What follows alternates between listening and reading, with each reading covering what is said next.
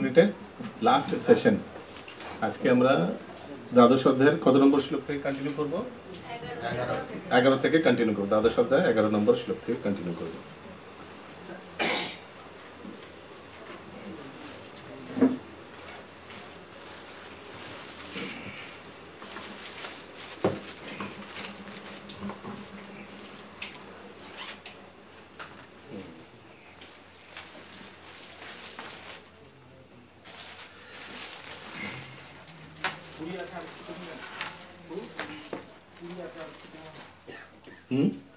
আরো গরম করতে হবে না ঠান্ডা করতে হবে? আরো ঠান্ডা না? ঠিক আছে, আরো ঠান্ডা করবেন সব তো তাহলে ফ্রিজ হয়ে যাবে নাকি? করুন করুন, কোনো অসুবিধা নেই। করুন, ঠান্ডা করুন, 18 করে দিন, 16 করে দিন, আমার কোনো অসুবিধা নেই। আমার কোনো অসুবিধা নেই, আপনাদের অসুবিধা যেন না হয়। আমি বলবেন ঠান্ডা করেছিল ওই জন্য পরীক্ষা দিতে পারিনি। ওকে, তাই একাদশ শ্লোক সংখ্যা থেকে আমরা শুরু করবো।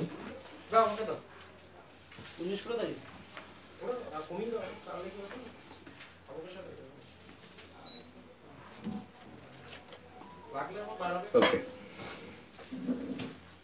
তো 7, 8, 9 ভগবান নিজের বিভূতি সবকিছু বলেন সবাইকে, অর্জুনকে, ওনার থ্রু দিয়ে আমাদের।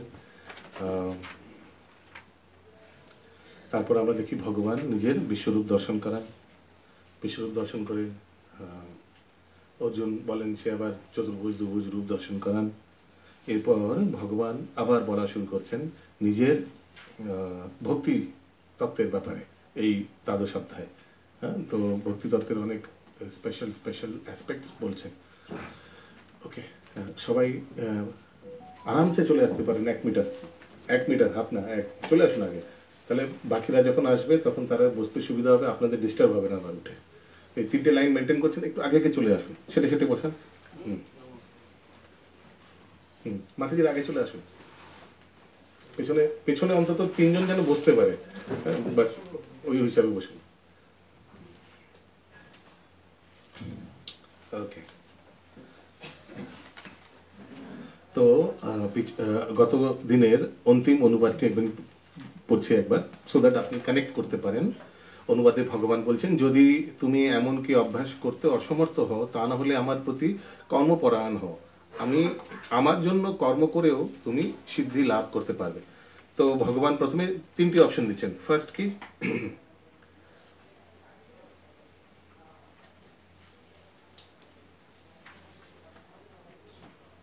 দেখুন, 2য় নম্বর শ্লোকটি দেখুন, ভগবান বাচা।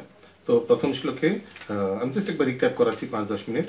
প্রথম শ্লোকে অর্জুন জিজ্ঞেস করছেন, দ্বাদশ অধ্যায়ের প্রথম শ্লোকে, তাদের মধ্যে কে শ্রেষ্ঠ যোগী? ঠিক আছে, আপনি আলাদা আলাদা পন্থা বলেছেন, কিন্তু তাদের মধ্যে শ্রেষ্ঠ যোগী কে? তো ওই জন্য শ্রেষ্ঠ বলার জন্য ভগবান কি করছেন? ভগবান এইভাবে উত্তরটা দিচ্ছেন, ABC আছে, এ হচ্ছে বেস্ট অপশন। পরের শ্লোকে বলছেন, যদি এ না পারো তাহলে বি হচ্ছে সেকেন্ড বেস্ট অপশন। আবার তৃতীয় শ্লোকে বলছেন, যদি এ আর বি না পারো তাহলে সি অন্তত করো। ঠিক আছে, ঠিক এইভাবেই ভগবান উত্তরটা দিচ্ছেন। দেখুন, প্রথমে কি উত্তর দিলেন? First ABC option. অনুবাদ, তৃতীয় আর চতুর্থ অনুবাদ একসঙ্গে আছে।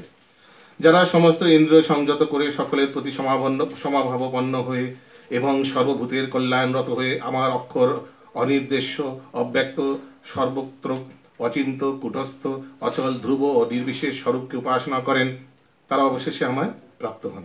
ওকে, এরপরে বলছেন, যাদের মন, তো এই 3 আর 4 করতে গেলে কি করতে হবে? ইন্দ্রিয়কে সংযত করে করতে হবে। ওকে, আর সরি, এটাকে দ্বিতীয়টা ভুলে গেলাম, 2 নম্বরটা। সবচেয়ে প্রথমে 2 নম্বরে উত্তর দিয়েছেন ভগবান, বলছেন ফার্স্ট অপশন, যারা তাদের মনকে আমার সবিশেষ রূপে নিবিষ্ট করেন এবং অপ্রাকৃত শ্রদ্ধা সহকারে নিরন্তর আমার উপাসনা করেন, আমার মতে তারাই সর্বশ্রেষ্ঠ যোগী। তো অর্জুন জিজ্ঞেস করছিল না এদের মধ্যে সবচেয়ে বেস্ট কে? তো প্রথম অপশনেই ভগবান বলে দিচ্ছেন, ABCর মধ্যে এ হচ্ছে বেস্ট। এর ক্রাইটেরিয়া কি? মনকে সবিশেষ রূপে নিবিষ্ট করেন এবং অপ্রাকৃত শ্রদ্ধা সহকারে নিরন্তর আমার উপাসনা করেন, দে আর দ্য বেস্ট। ক্লিয়ার? এবার তৃতীয় আর চতুর্থে, 3rd and 4th ভগবান বলছেন সেকেন্ড বেস্ট কে? সেকেন্ড বেস্ট যারা সমস্ত ইন্দ্রিয় সংযত করে সকলের প্রতি সমভাবাপন্ন হয়ে ব্লা ব্লা ব্লা ব্লা ব্লা, তারা অবশেষে আমায় প্রাপ্ত হন। কারণ কি, কেন অবশেষে? কারণ কি, দেখুন এখানে লেখা আছে আমার নির্বিশেষ স্বরূপকে উপাসনা করে। দেখতে পেয়েছেন তো? নির্বিশেষ স্বরূপ মানে নাকটাকে সবিশেষ স্বরূপ মানে ডাইরেক্ট ধরা, মানে অপশনে। নির্বিশেষ স্বরূপ হলে কি করতে হবে? ঘুরে ফিরে ফিরে ফিরে অনেক অনেক ঘাটের জল খেয়ে তারপর আমার কাছে ঘুরে ঘুরে আসবে। সেটাও ভালো, সেটা সেকেন্ড অপশন দিচ্ছেন ভগবান, ওকে। কিন্তু যারা এটাও করতে পারবে না, মানে ইন্দ্রিয় সংযত করে অনির্দিষ্ট অব্যক্ত সর্বত অচিন্ত কুটস্থ অচল ধ্রুব এগুলো না করতে পারবেন, তাদের জন্য কি আছে? শ্লোকা নম্বর 5 তাদের জন্য। ভগবান কি বলছেন শ্লোকা নম্বর 5-এ? যাদের মন ভগবানের অব্যক্ত নির্বিশেষ রূপের প্রতি আসক্ত, তাদের ক্লেশ অধিকতর। কারণ আচ্ছা, তো 5টাও কিন্তু 4-এরই সাপোর্টিং, ঠিক আছে। 4-এ বলছেন যে যদি ডাইরেক্ট না আসতে পারো তাহলে নির্বিশেষ রূপে আরাধনা করেই আসো, কিন্তু টাইম লাগবে। দেখুন, তারা অবশেষে আমাকে প্রাপ্ত হন। দেখতে পাচ্ছেন 3 আর 4-এ অবশ্যই অনেক ঘুরে ফিরে। 5-এ বলছে কেন অবশেষে? কারণ কি, যাদের মন ভগবানের অব্যক্ত নির্বিশেষ রূপের প্রতি আসক্ত, তাদের ক্লেশ অধিকতর। ওই জন্য অনেক ঘুরে ফিরে আসে, অনেক টাইম লাগে। কারণ অব্যক্ত উপাসনার ফলে দেহধারী জীবের কেবল দুঃখই লাভ হয়, ঠিক আছে। কিন্তু দুঃখ লাভ করতে করতে হঠাৎ করে সে একদিন সবিশেষ ভক্তের, ইসকনের ভক্তের সংস্পর্শে আছে। তারা অ্যালবার্ট রোডে নিয়ে আসেন, তারপর হরে কৃষ্ণ। এরপর শ্লোক নাম্বার 6 দেখুন, 6 আর 7 একসঙ্গে। যারা সমস্ত কর্ম আমাতে সমর্পণ করে, মত পরায়ণ হয়ে অনন্য ভক্তিযোগের দ্বারা আমার ধ্যান করে উপাসনা করেন, হে পার্থ, আমাতে অবিষ্ট চিত্ত সেই সমস্ত ভক্ত আমি মৃত্যুময় সংসার সাগর থেকে অচিরে উদ্ধার করি। তো এখানে কি করছেন ভক্ত? এক হচ্ছে কর্ম সমর্পণ করছেন, আর মত পরায়ণ হয়ে অনন্য ভক্তি। তো ভগবান শ্রীকৃষ্ণকে ভক্তি করছেন আর কর্মকে সারেন্ডার করছেন, ঠিক আছে। তো তারাও আসেন, so it is good. But যেমন আমি বলছিলাম ওই দিন, তারা কি করছেন? কর্মকে ত্যাগ করছেন, মানে কর্মফল থেকে ত্যাগ করছেন, ভগবানের সেবায় লাগাচ্ছেন, কিন্তু নিজেদের সর্বতভাবে উৎসর্গ করছেন না। So this is third option. First option কি? সবিশেষ রূপকে আরাধনা করছে, একদম অচিন্ত ভগবানকে, এছাড়া অনন্য ভক্তি করছেন। সেকেন্ড, নির্বিশেষ ঘুরে ফিরে আসবে, ঘুরে ফিরে আসবে। থার্ড অপশন কি? না সবিশেষ না নির্বিশেষ, কর্মর ফলকে অর্পণ করছেন, আর কিন্তু কৃষ্ণকে ভজন কীর্তন করে, কিন্তু কর্মফল টাইম নেই। হ্যাঁ, মনে আছে আমি ওদিন বলছিলাম টাইম নেই, হ্যাঁ চেক কেটে দিয়ে দিলেন, কিন্তু টাইম নেই, আস্তে আস্তে পারবো না, মালা টালা জব করতে পারবো না। ওকে, নেক্সট অপশন কি আছে? শ্লোক নাম্বার 7 দেখুন, 6-7 বলে দিলাম, সরি 8। হ্যাঁ, অতএব আমাতেই তুমি মন সমাহিত করো এবং আমাতেই বুদ্ধি অর্পণ করো, তার ফলে তুমি সর্বদাই আমার নিকটে বাস করবে, সেই সম্বন্ধে কোনো সন্দেহ নেই। হে ধনঞ্জয়, যদি তুমি স্থিরভাবে আমার চিত্ত সমাহিত করতে সক্ষম না হও, তাহলে অভ্যাস যোগের দ্বারা আমাকে প্রাপ্ত হতে ইচ্ছা করো। তো এখানে আরেকটা ক্রাইটেরিয়া বলছেন শ্লোকা নম্বর 9-এ, যদি চিত্ত মনকে না লাগাতে পারো আমার মধ্যে, তাহলে ডুজ অ্যান্ড ডোন্টস করো।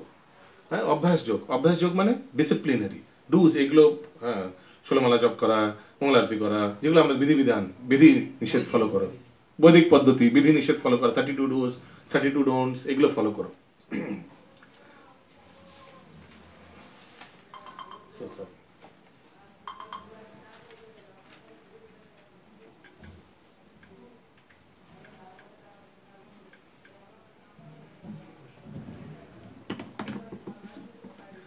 দশ নম্বর শ্লোকে আমরা দেখলাম, যদি তুমি এমনকি অভ্যাস করতে অসমর্থ হও, তাহলে আমার প্রতি কর্মপরায়ণ হোক, আমার জন্য কর্ম করে তুমি সিদ্ধি লাভ করবে। ওকে, যদি অভ্যাসও না করতে পারি, জপ টপ কিছু করতে পারবো, মঙ্গলার্থী কিছু করতে পারবো না, নিয়ম কানুন ফল করতে পারবো না, তাহলে অন্তত কর্মপরায়ণ হোক। যেমন আমরা ওখানে উদাহরণ দিয়েছিলাম, কোনো বাস টাস গাড়ি টাড়ি দিয়ে দাও, কোনো মহারাজ আসছেন সেবায় লাগিয়ে দাও, তোমার কর্মের ফলকে সেবায় লাগিয়ে দাও, এগুলো তো করতে পারো। এগুলোর জন্য তো কোনো অভ্যাস লাগে না, এগুলোর জন্য কোনো অভ্যাস লাগে না, সেটাও করতে পারো। 11 নম্বর শ্লোক দেখুন, আর যদি তাও করতে অক্ষম হও, তবে আমাদের সমস্ত কর্ম অর্পণ করে সংযত চিত্তে কর্মের ফল ত্যাগ করো। আচ্ছা, এখানে বলছে ওই কর্মের ফল ত্যাগ করো, এখানে বলছেন 10 নম্বরে বলছেন, যদি তুমি এমনকি অভ্যাস করতে অসমর্থ, তাহলে আমার প্রতি কর্মপরায়ণ হোক, মানে আমার কর্মগুলো করো অন্তত। কিন্তু যদি কর্ম করতেও টাইম না দিতে পারো, তাহলে তুমি তোমার ভৌতিক কর্ম করো, চর্যাগতিক কর্ম করো, কিন্তু সেই কর্মের ফলটা আমায় দিয়ে দাও। 10 আর 11 তফাৎ বুঝে গেল? 10-এ কি? আমার জন্য কর্ম করো, ঠিক আছে, আমার মন্দিরে এসে প্রসাদ সেবা করো, মানে প্রসাদ ডিস্ট্রিবিউশন করো, ঠিক আছে, আমার কোনো ধরুন অনুষ্ঠান হচ্ছে, সেখানে একটু তুমি সেবা টেবা করো, ঠিক আছে, লাইন কিউ ম্যানেজমেন্ট করো, কর্ম নিজেকে নিজের টাইম দাও, নিজের শ্রম দাও। সেটাও যদি টাইম দিতে শ্রম দিতে অসমর্থ, তাহলে কি করো, ঠিক আছে তুমি তোমার দোকান পার্টি করো, কিন্তু নিত্য সেবায় অন্তত মান্থলি কিছু টাকা পাঠিয়ে দিও, কর্মের ফলটাকে ত্যাগ করে দিও, ঠিক আছে। এই জন্য দেখুন মন্দির মন্দির থাকলে সবকিছু, মানে if there is a temple, মন্দির কিন্তু সব রকম সোসাইটির সব রকম লোকদের কিন্তু কিছু না কিছু ভাবে সেবাতে নিযুক্ত করতে পারে, ঠিক না। Temple is very very important. Temple হোক, সেন্টার হোক, তারা সবাইকে কেটার করে। প্রচারের জন্য দেখবেন ইউথ বয়েজ, ইউথ গার্লস, বাচ্চাদের জন্য বৃন্দা গার্ডেন্স, বড়দের জন্য ভক্তিবৃক্ষ, নামহট্ট, এগুলো মন্দির থাকলে আয়োজন হতে পারে। অ্যাট দ্য সেম টাইম মন্দিরে যে আলাদা আলাদা প্রকারের ডোনেশন, কি কি, একটা হচ্ছে বিগ্রহের সামনে একটা ডোনেশন বক্স, কারেক্ট, একটা হচ্ছে আলাদা আলাদা ফেস্টিভ্যালে ডোনেশন করতে পারেন, একটা নিত্য সেবা, একটা বুক ডিস্ট্রিবিউশনে বই টই গ্রন্থ কিনে, একটা বুক স্টল আছে, একটা নিচে গোবিন্দাস আছে। নানাভাবে আপনি আপনার কর্মফলকে ত্যাগ করার মন্দির থাকলে সুযোগ করে দেয়, ঠিক না। ইফ টেম্পল ইজ দেন, তো এগুলো তো গৃহস্থ বা সমাজের সব লোকেদের সুযোগ করে দিচ্ছে মন্দির, কিভাবে তারা ভক্তি পরায়ণ হতে পারে, কিভাবে তারা তাদের কর্মের ফলকে অর্পণ করতে পারে। যদি ডাইরেক্ট ভক্তি না করতে পারে, ইনডাইরেক্টলি যদি করতে চায়, সেটার জন্য সুযোগ করে দেয় মন্দির। So temple is very very important.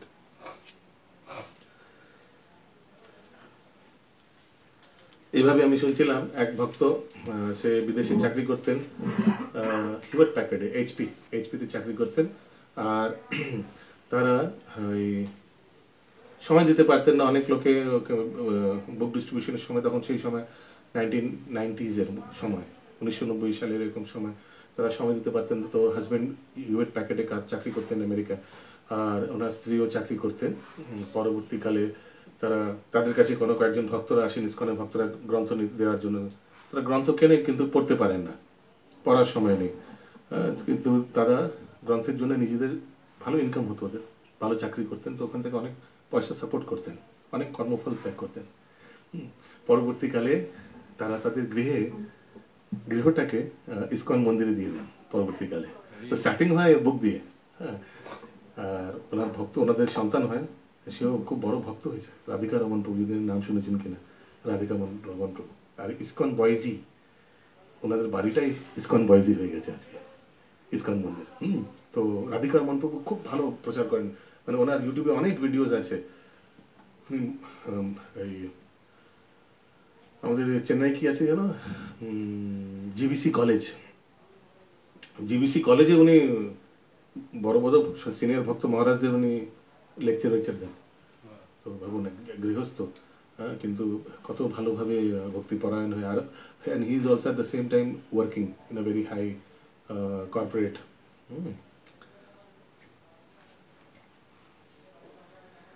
তো আজকে আমরা 12 নম্বর, কারেক্ট না 11 থেকে শুরু করবো? 11 নম্বর শ্লোক থেকে শুরু করবো। ভগবদ গীতা 12.11। আপনাদের মধ্যে কাদের কাদের মেমোরি শ্লোক একদম কণ্ঠস্থ একদম হয়নি? একদম বি অনেস্ট, মেমোরি শ্লোক কণ্ঠস্থ হয়নি, হাত উঠান, বি অনেস্ট। না হয়নি, একদম হয়নি, একদম বি অনেস্ট, হয়নি একদম।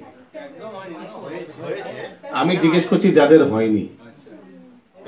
সুখদেব প্রভু, কি বাবা তুমি সব জায়গায় তুমি ফার্স্ট হাত তুলছো, সব জিনিসে হাত তুলছো, কটা হয়েছে? আচ্ছা, কেন করেননি ভাই? কি হয়েছে? Did you try or you couldn't try? মানে did you try the way I was suggesting? Try किया प्रभु, मैं कर लूँगा एग्जाम में। Okay, let's see. I'll be there. I'll be taking all your exams. Okay, শ্লোকা test May I will be asking অনুবাদ। আমি অনুবাদ জিজ্ঞেস করবো, হ্যাঁ, ধরুন শ্লোকের অনুবাদ, বা আমি শুধু বলবো হয়তো 10.10, 10 on 10 মনে আছে? হ্যাঁ, ভগবান বুদ্ধি দেয়, দাদা আমি বুদ্ধি জানতাম। হ্যাঁ, তো এগুলো শর্টকাট করে যদি শেখেন, সেটা up to you. I have told you one way, যেটা আমি ফলো করি। তো এইভাবে আমি শ্লোক 10 on 10 বলবো, ভগবদ গীতা 10.10 বলুন, তো 10.10 বললেন, এরপর অনুবাদ বলুন নিজের ভাষায়, সেটা নিজের ভাষায় বললেন। ওকে, এইভাবে আমি আপনাদের জিজ্ঞেস করবো। ওকে, আমি স্টার্টই করবো কিন্তু শ্লোক নাম্বার দিয়ে, বা উল্টোটাও করতে পারি। আমি বলবো সর্বয়োনিষু কন্তেয়া, কোন শ্লোক বলি বাবা? তো ওই সময় শ্লোক নাম্বারটা বলতে হবে, ঠিক আছে? Vice versa also. So you should be well equipped, বুলেটের মতো বেরোনো উচিত, সেগুলো পয়েন্ট পাবেন। কেউ ভেবে চিনতে চুল টুল খুঁজলে তারপর বলবে তো পয়েন্টস কমে যাবে। হ্যাঁ, ইট শুড বি, হ্যাঁ, yes, of course, show confidence, show confidence. ভয় দেখে ভালো না, তো ভালো করে প্র্যাকটিস করবে। তো ভালো করে বুলেটের মতো বেরোনো সেটা আলাদা, কুতিয়ে কাতিয়ে বলা, হ্যাঁ ওইভাবে। I want to see confidence in your আইজ।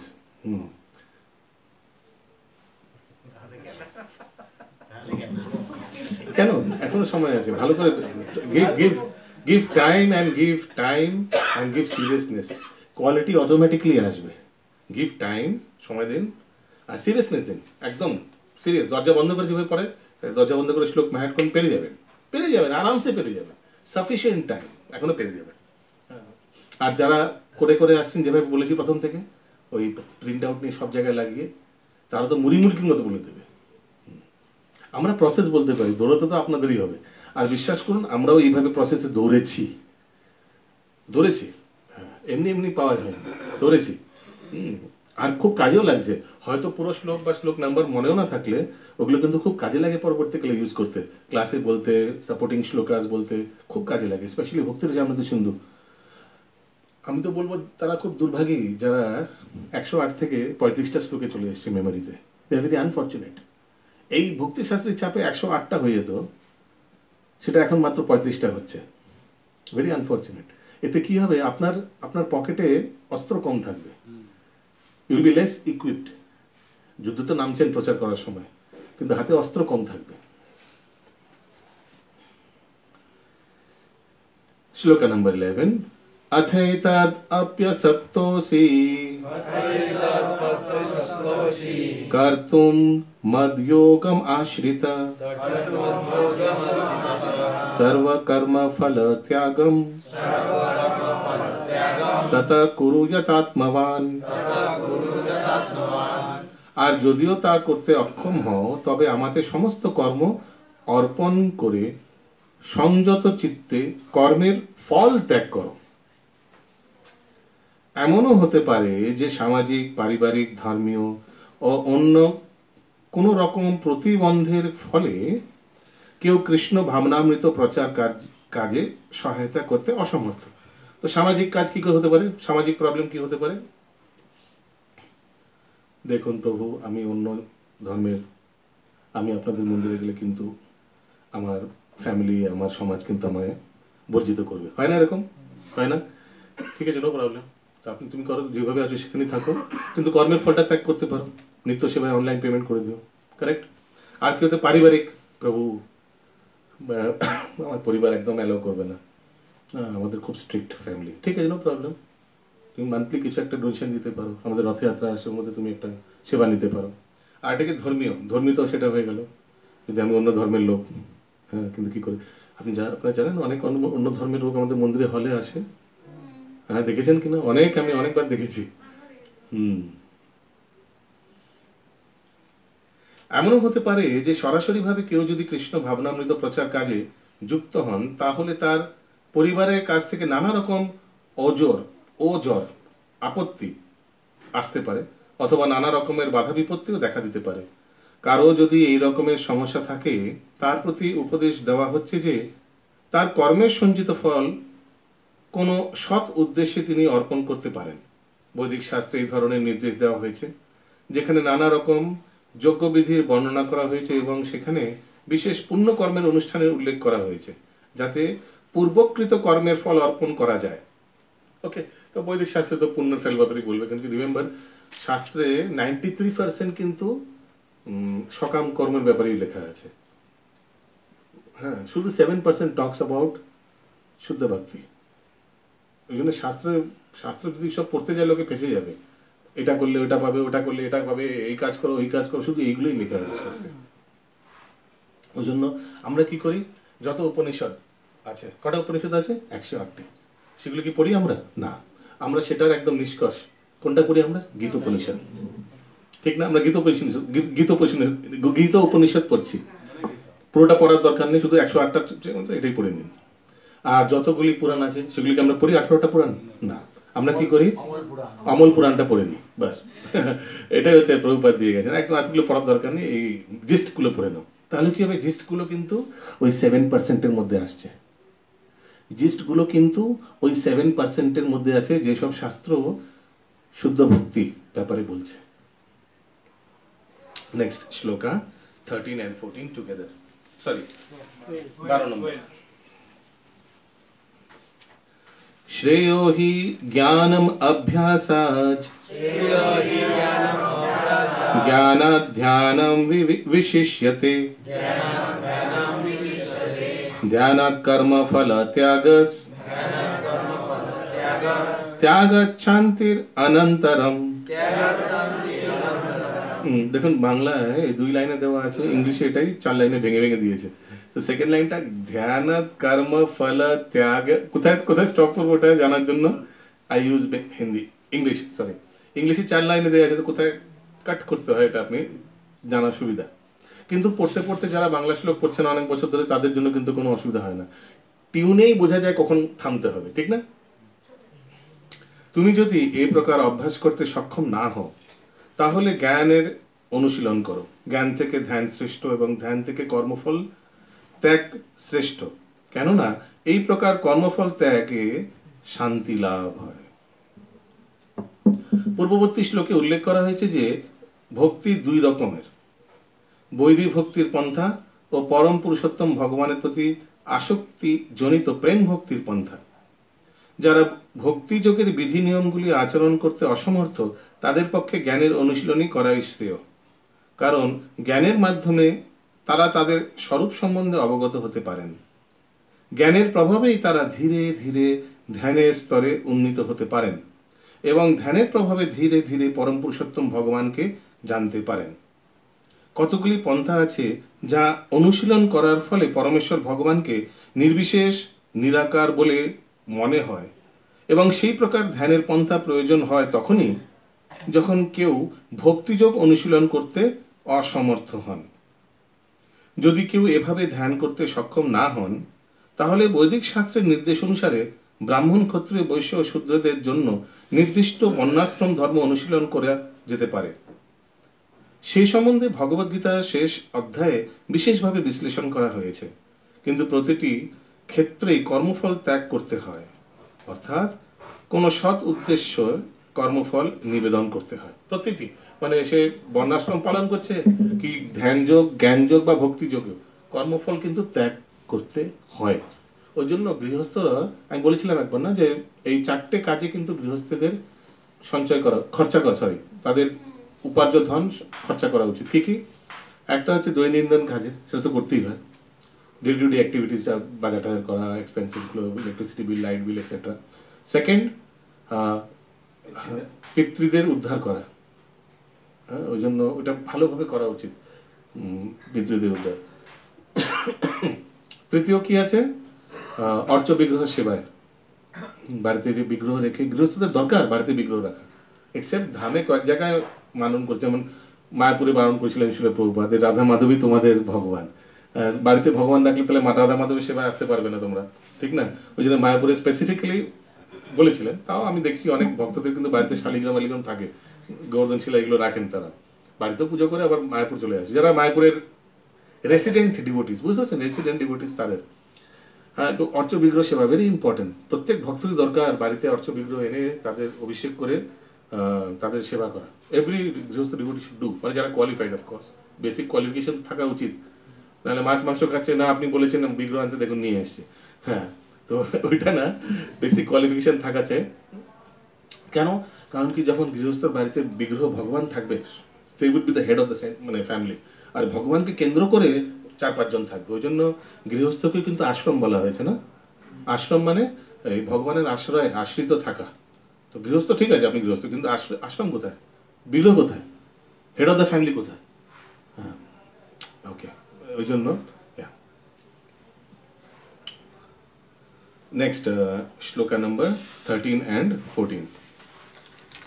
अद्वेष्ट सर्वभूतानां मैत्र करुण एव च निर्ममो निरहंकार समदुःख सुख शमी संतुष्ट सततं योगी यतात्मा दृढ़ निश्चय मया अर्पितो मनो बुद्धिर यो मद्भक्त समे प्रिय। ভেরি ইম্পর্টেন্ট শ্লোক। এখানে শিল প্রভুপাদ প্রত্যেকটির কিছু না কিছু ডেফিনেশন দিয়েছেন। এইগুলো সব ভগবানের ভক্তদের গুণ। অনুবাদ: যিনি সমস্ত জীবের প্রতি দেশ শূন্য, বন্ধু ভাবাপন্ন, কৃপালু, এক একটা শুনে বুঝে নিতে হবে কি, মমত্ব বুদ্ধি শূন্য, নিরহংকার, সুখে ও দুঃখে সমভাবাপন্ন, ক্ষমাশীল, সর্বদা সন্তুষ্ট। আচ্ছা, ক্ষমাশীলের পর কমা দেয়নি না? দিয়েছে? আচ্ছা, আমারটা দেয়নি। ওকে। সর্বদা ভক্তি যোগে যুক্ত, সংযত স্বভাব, দৃঢ় সংকল্প যুক্ত, এবং যার মন ও বুদ্ধি সর্বদা আমাতে অর্পিত, তিনি আমার প্রিয় ভক্ত। এইভাবে ভগবান বলছেন। শুদ্ধ ভক্তির বর্ণনার পর এই শ্লোক দুইটি ভগবান আবার শুদ্ধ ভক্তের অপ্রাকৃত গুণাবলীর বর্ণনা করছেন। এই শ্লোক দুইটিতে, মানে 13 আর 14-তে। শুদ্ধ ভক্ত কোনো অবস্থাতেই বিচলিত হন না, তিনি কারোর প্রতি ঈর্ষাপরায়ণ নন। এই প্রথম 1 নম্বর লিখতে পারে না? 1 নম্বর কি আছে? দেশ শূন্য। এমনকি তিনি তার শত্রুর প্রতি শত্রুতাও করেন না। মানে এটা কি 2 নম্বরে যাচ্ছে এখন? বন্ধু ভাবাপন্ন। তিনি মনে করেন আমার পূর্বকৃত কর্মের দোষে এই লোকটি আমার প্রতি শত্রুবৎ আচরণ করছেন, তাই কোন রকম প্রতিবাদ না করে নীরবে সেই কষ্ট সহ্য করাই শ্রেয়। শ্রীমদ্ ভাগবতে এই জন্য একটা খুব সুন্দর শ্লোক আছে যে কখনো যদি কেউ শত্রু ভাবাপন্ন হয়ে আপনার সঙ্গে আচরণ করে, বৈষ্ণব ভক্ত কিন্তু কখনো সেটার প্রতিবাদ বা প্রতিরোধ বা কিছু বাউন্স ব্যাক করেন না। मैं भी उनको दूंगा अभी अच्छा से, ऐसे कुछ नहीं। एक बहुत अच्छा श्लोक है ভাগবতম মনে হয়। হ্যাঁ, ভাগবতম। আমার পরে রিপিট করুন। এই শ্লোকটা যদি পারেন কণ্ঠস্থ করবেন, খুব ইম্পর্টেন্ট, কাজে লাগবে। তিরস্কৃতা বিপ্রলব্ধা সপ্তা শিপ্তা হতাপি নস্য তৎপ্রতিকুর্বন্তি তদ্ভক্ত প্রভবো অপি ভি। সুখদেব গোস্বামী বলছেন যদি এইগুলো জিনিসগুলো করে তাও ভক্ত কিন্তু, যারা বৈষ্ণব তারা কিন্তু প্রতিরোধ করে না। আপনার ভক্তরা কত মহান। এইভাবে কি কি? তিরস্কৃতা বিপ্রলব্ধা, যদি কেউ তিরস্কার করে, বিপ্রলব্ধা কিন্তু চিটিং করে ভক্তের সঙ্গে, সপ্তাহ শাপ দেয়, অভিশাপ দেয়, শিপ্তা কি ছিল? শিপ্তা মানে মারে মনে হয় না, হাতা তো মারা। সপ্তাহ শিপ্তা কার্স, শিপ্তা ঠিক মনে পড়ছে না, কটু বাক্য করে। আর হাতা মানে কেউ যদি মারেও, প্রহারও করে। নস্যা তৎপ্রতি কুর্বন্তি, যারা ভগবত ভক্ত, তারা কখনো সেটাকে প্রতিরোধ বা রিভেঞ্জ নেয় না। রিভেঞ্জফুল অ্যাটিটিউড ভক্তদের কখনো থাকে না। দে আর নেভার রিভেঞ্জফুল। ভক্তরা ও ভুলেই যায় হু ইজ রিভেঞ্জ, কিসকা টাইম है इतना, है ना। तद्भक्ता प्रभु अपि, हे प्रभु আপনার भक्तরা কত মহান। मिला श्लोक नंबर? वेरी इंपॉर्टेंट श्लोक। I don't remember, 118 something 48, 118-48 I think so. मिला आपको? तिरस्कृता विप्रलब्धा, गूगल पे पेज जाবেন। तिरस्कृता विप्रलब्धा, গ্রুপে পাঠিয়ে দেবেন। very very strong श्लोक। হ্যাঁ, মানে সবসময় মাথায় রাখতে হবে, এটা জীবনের প্রত্যেক মুহূর্তে এটা কাজে লাগে। absolutely নিজের জন্য বলছি, এটা মনে করে absolutely। আরেকবার রিপিট করুন। तिरस्कृता विप्रलब्धा सप्ता शिप्ता हता अपि नस्य तत्प्रतिकुर्वन्ति तद्भक्तो प्रभवो अपि। ওকে, তো এখানে প্রভুপাদ বলছেন না করে নীরবে সে কষ্ট সহ্য করাই শ্রেয়।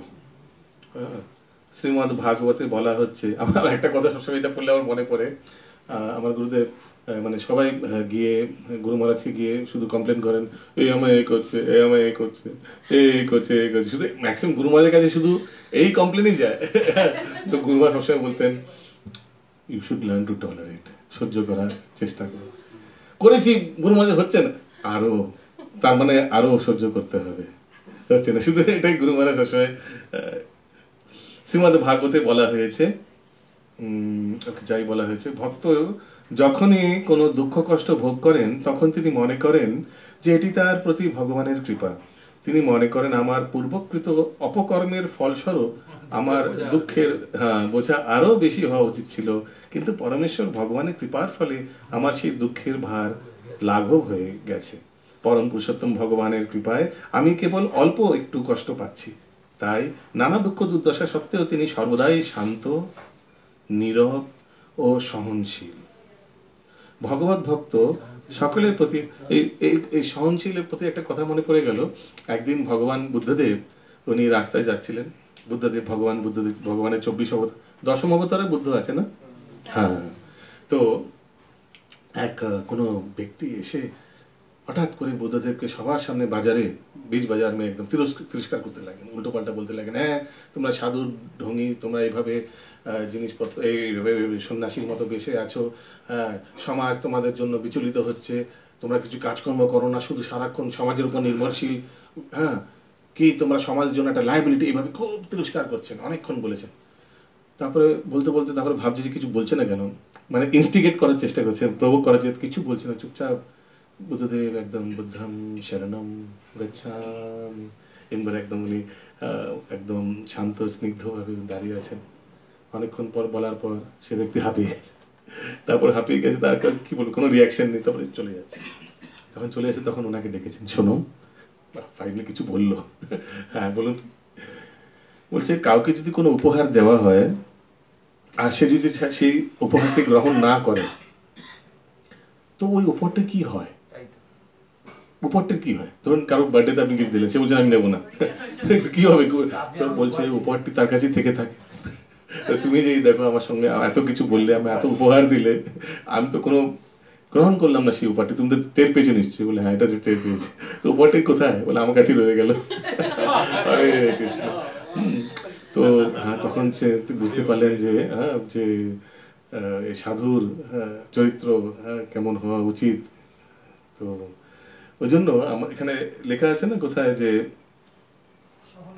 হ্যাঁ, সহনশীলতা কোথায় ছিল না আমরা, কারণ তিনি ভালোভাবে জানেন যে না না না না হ্যাঁ, ও সহনশীল। হ্যাঁ, তাই নানা দুঃখ দুর্দশা সত্ত্বেও তিনি সর্বদা শান্ত, নীরব ও সহনশীল। ওই জন্য মানে আমাদের সবসময় ভাবা উচিত যে দেখুন, ভক্তদের সবসময় ভাবা উচিত যে ঠিক আছে, একদিন সবার নিরন্ন মৃত্যু হচ্ছে, একদিন ভক্তেরও মৃত্যু হবেই, কারেক্ট। বাট আপনাকে বাকিরা যাদের সঙ্গে আপনি সংস্পর্শে এসেছিলেন এই জীবনে, তারা কিভাবে আপনাকে মনে রাখতে চাইবে? যখনই আপনার কথা মনে বউ বাপরে বাপ ডেঞ্জারাস লোক, প্রথম যে ওয়ার্ডটা বেরোবে কি, হ্যাঁ আরে ওরে সর্বনা এরকম কিছু, হ্যাঁ, নাকি বলবো first class, my goodness what a devotee.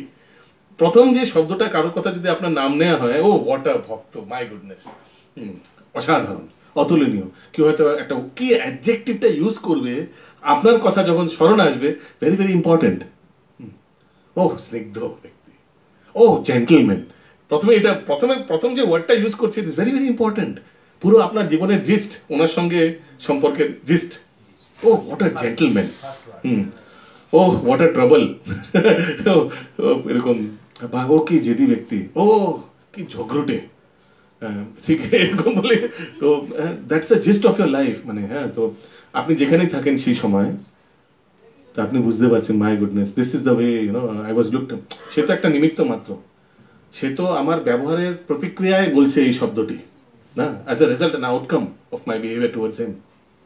তো ওই জন্য আমাদের ভাবা উচিত যে আমি কিভাবে, how do I want two be known as, মৃত্যুর পর কিভাবে আমি যেন স্মরণে থাকি সবার, ভালো ভক্ত, কত মানে সবাইকে প্রথমেই ও কি সুন্দর, মানে সবাইকে জড়িয়ে রেখেছিল কি সুন্দরভাবে ভক্তিতে, এইভাবে ও হোয়াট আ ডিভোটি, এরকম ভাবে যেন আমাদের স্মরণ রাখে। ওই জন্য দেখুন এখানে তিনি সর্বদাই শান্ত, নীরব ও সহনশীল। ভগবত ভক্ত সকলের প্রতি করুণা প্রদর্শন করেন, এমনকি তার শত্রুর প্রতিও। এবং কি দেখুন, শত্রুর প্রতিও আমরা দেখছি যে দুর্যোধনের মতো এত দুষ্ট লোকও তিনিও কিন্তু কয়েকটি নিয়ম মেনে চলেছেন। যখন আই থিঙ্ক কে রাত্রে গিয়ে চেয়েছিল না, কুন্তী মহারানী বোধহয় চেয়েছিলেন না, সব বানগুলো দিয়ে দাও, কুন্তী মহারানী কে গেছিল ওনার কাছে? দ্রৌপদী গেছিল। দ্রৌপদী তো বিশ্ব পিতামার কাছে গেছিল। দুর্যোধনের কাছে কে গেছিল বানগুলো দাও? অর্জুন গেছিল না? হ্যাঁ, দিয়ে দিয়েছিল, কিন্তু সাথে সাথে দিয়ে দিয়েছে।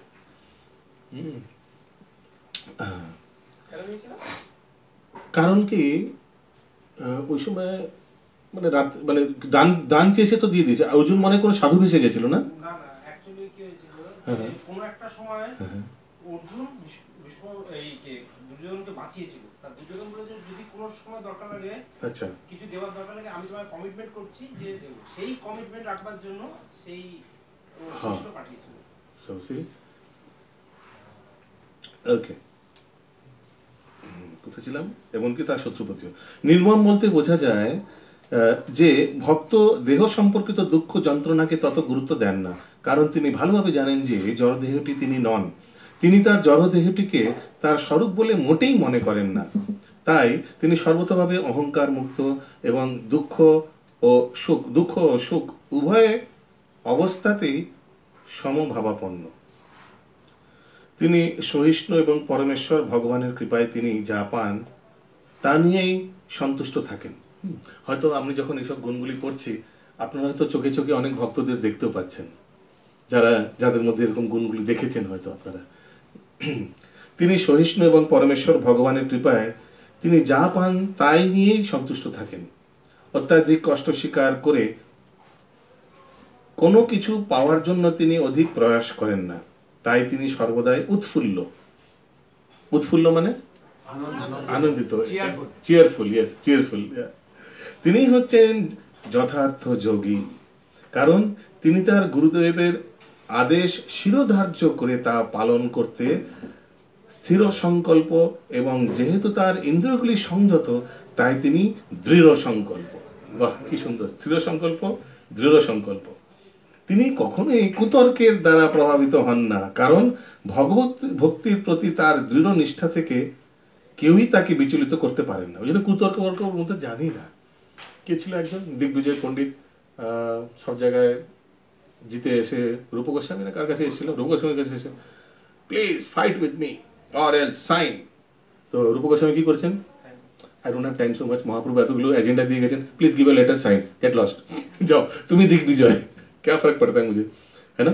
तुरंत साइन करके दे दिया। কিন্তু তার পরবর্তীকালে কে হারিয়েছিল তাকে?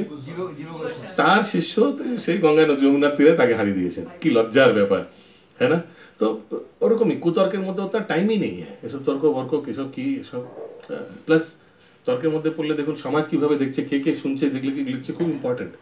ধরুন আমি একটা উদাহরণ দিচ্ছি। ধরুন একটা ট্যাক্সিওয়ালাকে বলেছেন আমি 250 টাকা দেবো, ঠিক আছে, কিন্তু যখন আপনি হাওড়া স্টেশন থেকে বাড়িতে এসেছেন, ট্যাক্সিওয়ালা বলছে এবার 350 টাকা দিতে হবে। না না, ওটা আপনি গলত শোনা, 250 নেই, 350 বাত হুয়া।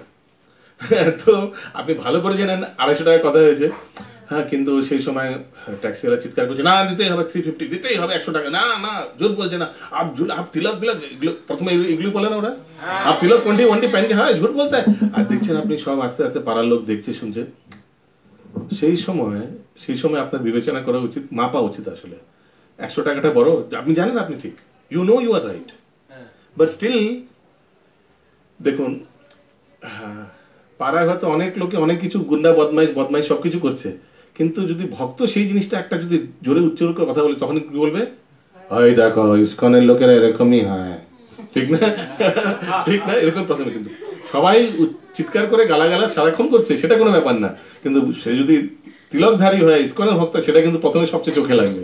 স্বাভাবিক, সাদা ড্রেসে যদি কোনো জায়গায় দাগ থাকে সেটা প্রথমে চোখে লাগে না, যে কালো জামা পরে আছে তার দাগ লাগলে কিছু বোঝাই যাবে না। তো ওই জন্য ওই সময় না আমাদের বিবেচনা করা উচিত, মাপা উচিত। 100 रुपया ज्यादा या मान सम्मानটা বেশি, नहीं ठीक है, ओके ठीक है सर, एक काम करो भैया 300 ले लो, 350 मत लो, तुमको भी मालूम है कौन सही है कौन गलत है, ठीक है ना? এভাবে একটা করে ছেড়ে দেওয়া উচিত ওই সময়। আমি এর জন্য এটা বলছি না যে যদি সেই রকমটা 1000 হতো বা 5000 10,000 হতো, সেই সময় তো আপনাকে নিশ্চয়ই করতে হতো, কিন্তু সেটাও ইন্টেলিজেন্টলি। ওকে, তো ওই জন্য আমরা কোথায় ছিলাম? সে কখনো কুতর্কের দ্বারা প্রভাবিত হন না, কারণ ভগবত ভক্তির প্রতি তার দৃঢ় নিষ্ঠা থেকে কেউই তাকে বিচলিত করতে পারে না। তিনি সর্বতোভাবে সচেতন যে শ্রীকৃষ্ণ হচ্ছেন শাশ্বত চিরন্তন ভগবান। ওই জন্য কেউ তাকে কুতর্ক তর্ক যেভাবে যা টুপি পরানোর চেষ্টা করুক, মায়াবাদ এইবাদ ওইবাদ, কিন্তু কখনো ফাঁসে না। তিনি সর্বতোভাবে সচেতন যে শ্রীকৃষ্ণ হচ্ছেন শাশ্বত চিরন্তন ভগবান, তাই কেউ তাকে বিচলিত করতে পারে না। তার এই সমস্ত গুণাবলী থাকার জন্য তিনি পরমেশ্বর ভগবান শ্রীচরণে নিজের সমস্ত মন ও বুদ্ধি সর্বতভাবে অর্পণ করতে পারেন। কারণ কি এত দৃঢ় নিষ্ঠা না, ভগবানের প্রতি দৃঢ় নিষ্ঠা, 100% ইজ কনফার্ম যে ভগবান শ্রীকৃষ্ণ, আর আমার জীবন তাকে সমর্পণ করা উচিত তার চরণে। এই প্রকার উন্নত মানের ভগবত ভক্তি নিঃসন্দেহে অত্যন্ত দুর্লভ, কিন্তু ভগবত ভক্ত ভক্তিযোগের বিধিনিষেধ পালন করে সেই স্তরে অধিষ্ঠিত হন। অধিকন্ত না, এটা কি অধিকন্ত, ওকে। ভগবান বলেছেন যে এই ধরনের ভক্ত তার অতি প্রিয়, কারণ পূর্ণ কৃষ্ণ ভাবনাময় তার সমস্ত কার্যকলাপের প্রতি ভগবান সর্বদাই সন্তুষ্ট।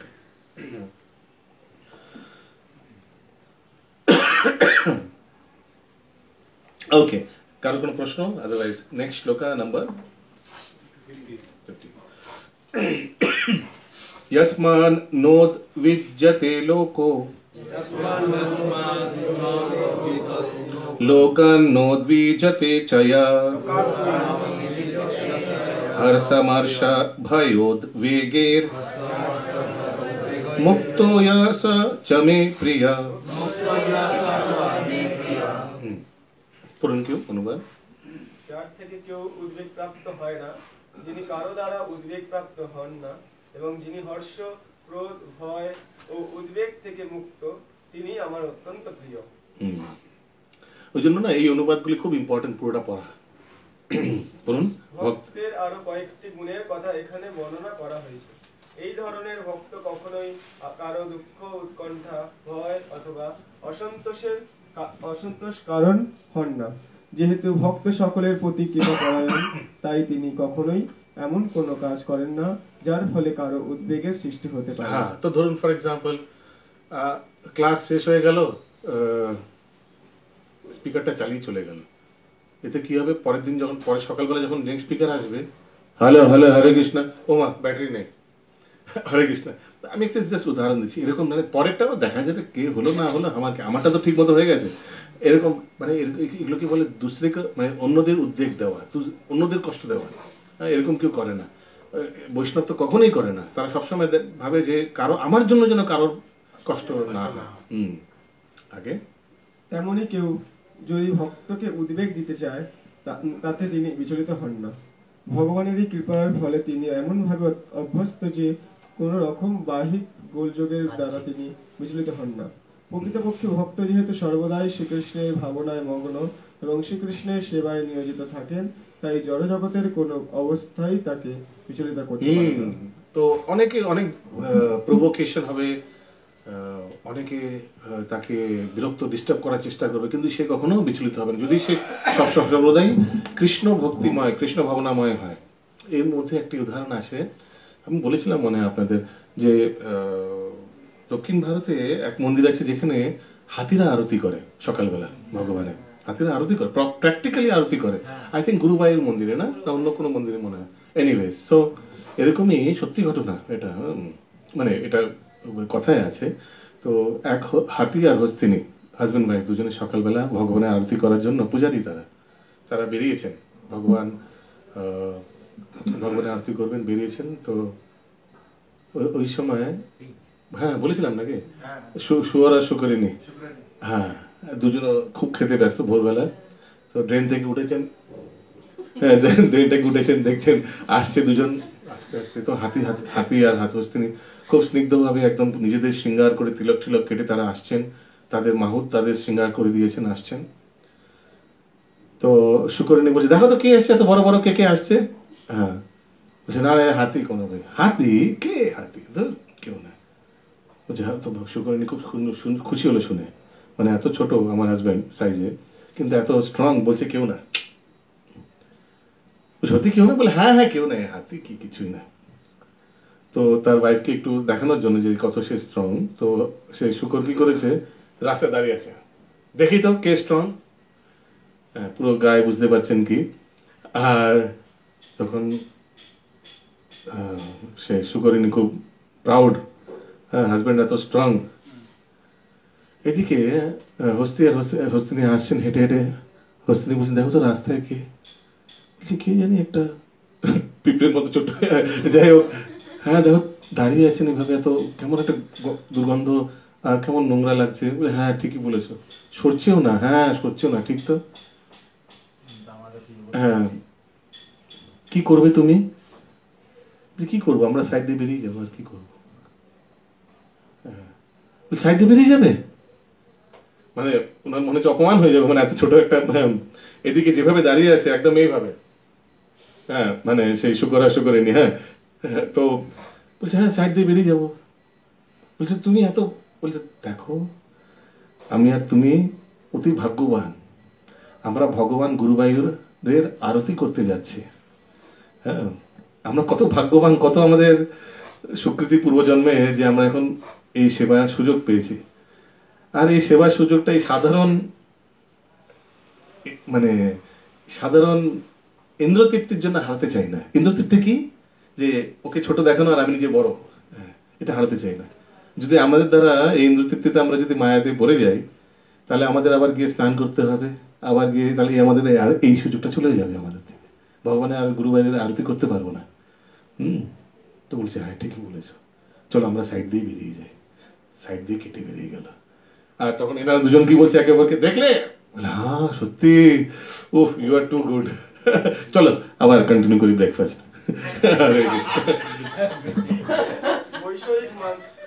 বৈষয়িক মানুষ সাধারণত ইন্দ্র সুখ ও দেহ সুখের সম্ভাবনায় অত্যন্ত আনন্দিত হয়, কিন্তু অন্যের ইন্দ্র সুখ ভোগের সামগ্রী দেখলে এবং তা যদি তার কাছে না থাকে তখন সে খুব বিমর্ষ ও পরশ্রী কাতর হয়ে পড়ে। যখন সে দেখে তার শত্রুর আক্রমণের সম্ভাবনা রয়েছে তখন সে খুব ভীত সন্ত্রস্ত হয়ে পড়ে এবং তার জীবনে ব্যর্থতা এলে সে হতাশ হয়ে পড়ে। কিন্তু কৃষ্ণ ভক্ত সর্বদাই এই সমস্ত উপদ্রবের অবিচলিত। তাই তিনি এক সেকেন্ড যখন তিনি দেখেন তার শত্রুর আক্রমণের সম্ভাবনা রয়েছে, তখন তিনি ভয় ভীত সন্ত্রস্ত হয়ে পড়েন এবং তার জীবনে যখন ব্যর্থতা আসে তখন তিনি হতাশ হয়ে পড়েন, ভয়, একদম ভয়। কিন্তু ভক্তরা দেখুন ওই সময় কি করবে, যদি ভয়ও পায় তারা কিন্তু সেই ভয়টাকে কাটানোর জন্য একদম মালা নিয়ে হরে কৃষ্ণ কৃষ্ণ কৃষ্ণ হরে হরে, তারা নিঃসিংহ মন্ত্র পাঠ করবে। এইভাবে কিন্তু ভয়টা তখন আস্তে আস্তে কিন্তু কেটেও যায়। আর কারা কারা সত্যি কথা বলবেন, ভেবে দেখুন এই ভক্তি মার্গে আসার পরই, ভগবানের মহামন্ত্র জপ করার পর ভয়টা অলমোস্ট কেটেই গেছে জীবনের প্রতি। কারণ মানে ভয় জিনিসটা কিন্তু আর কিছু ওরকম নেই যেভাবে এক সময় ছিল। এত লোক থাকার পরে, সাপোর্ট থাকার পরে যে ভয়টা ছিল, এখন কেউ না থাকতেও কিন্তু সেই ভয়টা কিন্তু একদম তুচ্ছ হয়ে গেছে, ঠিক না? কারণ কি আপনি জানেন আপনার মাথার উপর ভগবান আছে, আপনার you are not alone, you are not a stray dog, you are a pet dog, ঠিক না? ইয়েস। আর ভক্তের কাছে কি হয় দেখুন, লিখেছে যখন তিনি দেখেন তার শত্রু আক্রমণের সম্ভাবনা রয়েছে তখন তিনি ভয় ভীত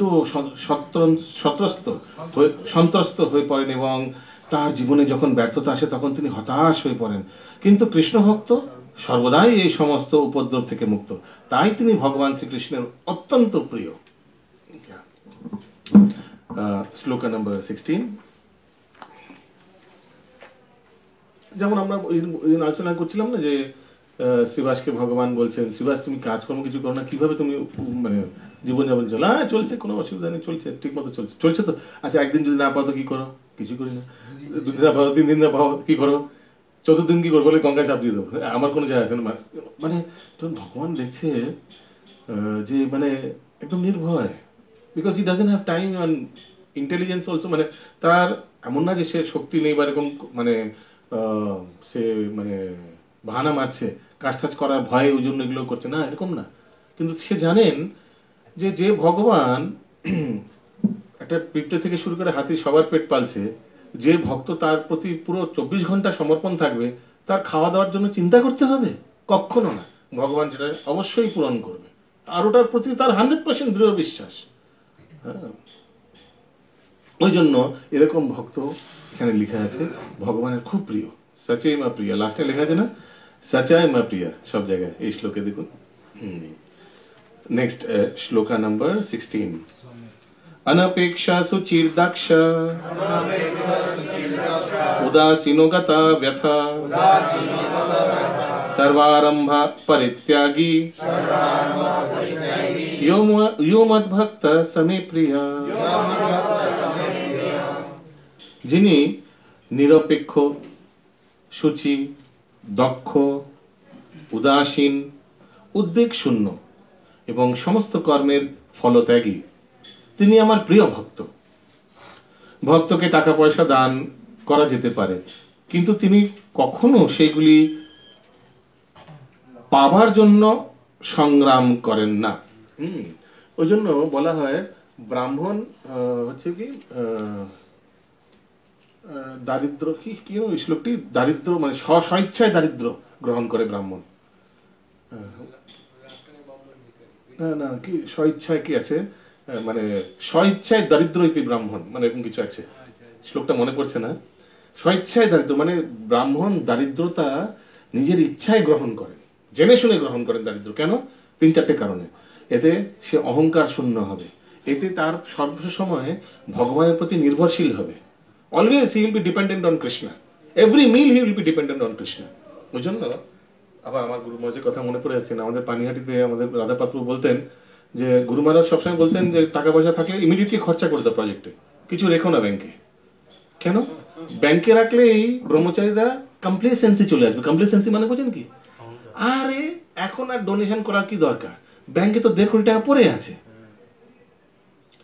একটু রিল্যাক্স করে 1 মাস চলো আমরা কোথাও 1 মাস কোন একটা বদ্রিকা আশ্রম ঘুরে আসি। কেন? 1.5 কোটি টাকা পড়ে আছে, এই তো খাটলাম, এই তো দিল একটা donor. No, use it for the project. Guru Maharaj বলতো কখনো টাকা পয়সা রাখবে না ব্রহ্মচারী, মানে ব্রহ্মচারীদের ক্ষেত্রে বলতো টাকা পয়সা রাখবেন, ইমিডিয়েটলি যা টাকা পয়সা আসছে immediately use it for project রাখি দাও। তাহলে কি হবে? আরে ব্যাংকে তো কিছু নেই, এদিকে একটা লম্বা প্রজেক্ট নিয়ে নিয়েছি, চলো আবার বেরোতে হবে ভিক্ষে করতে। তো always you will be on your টোস।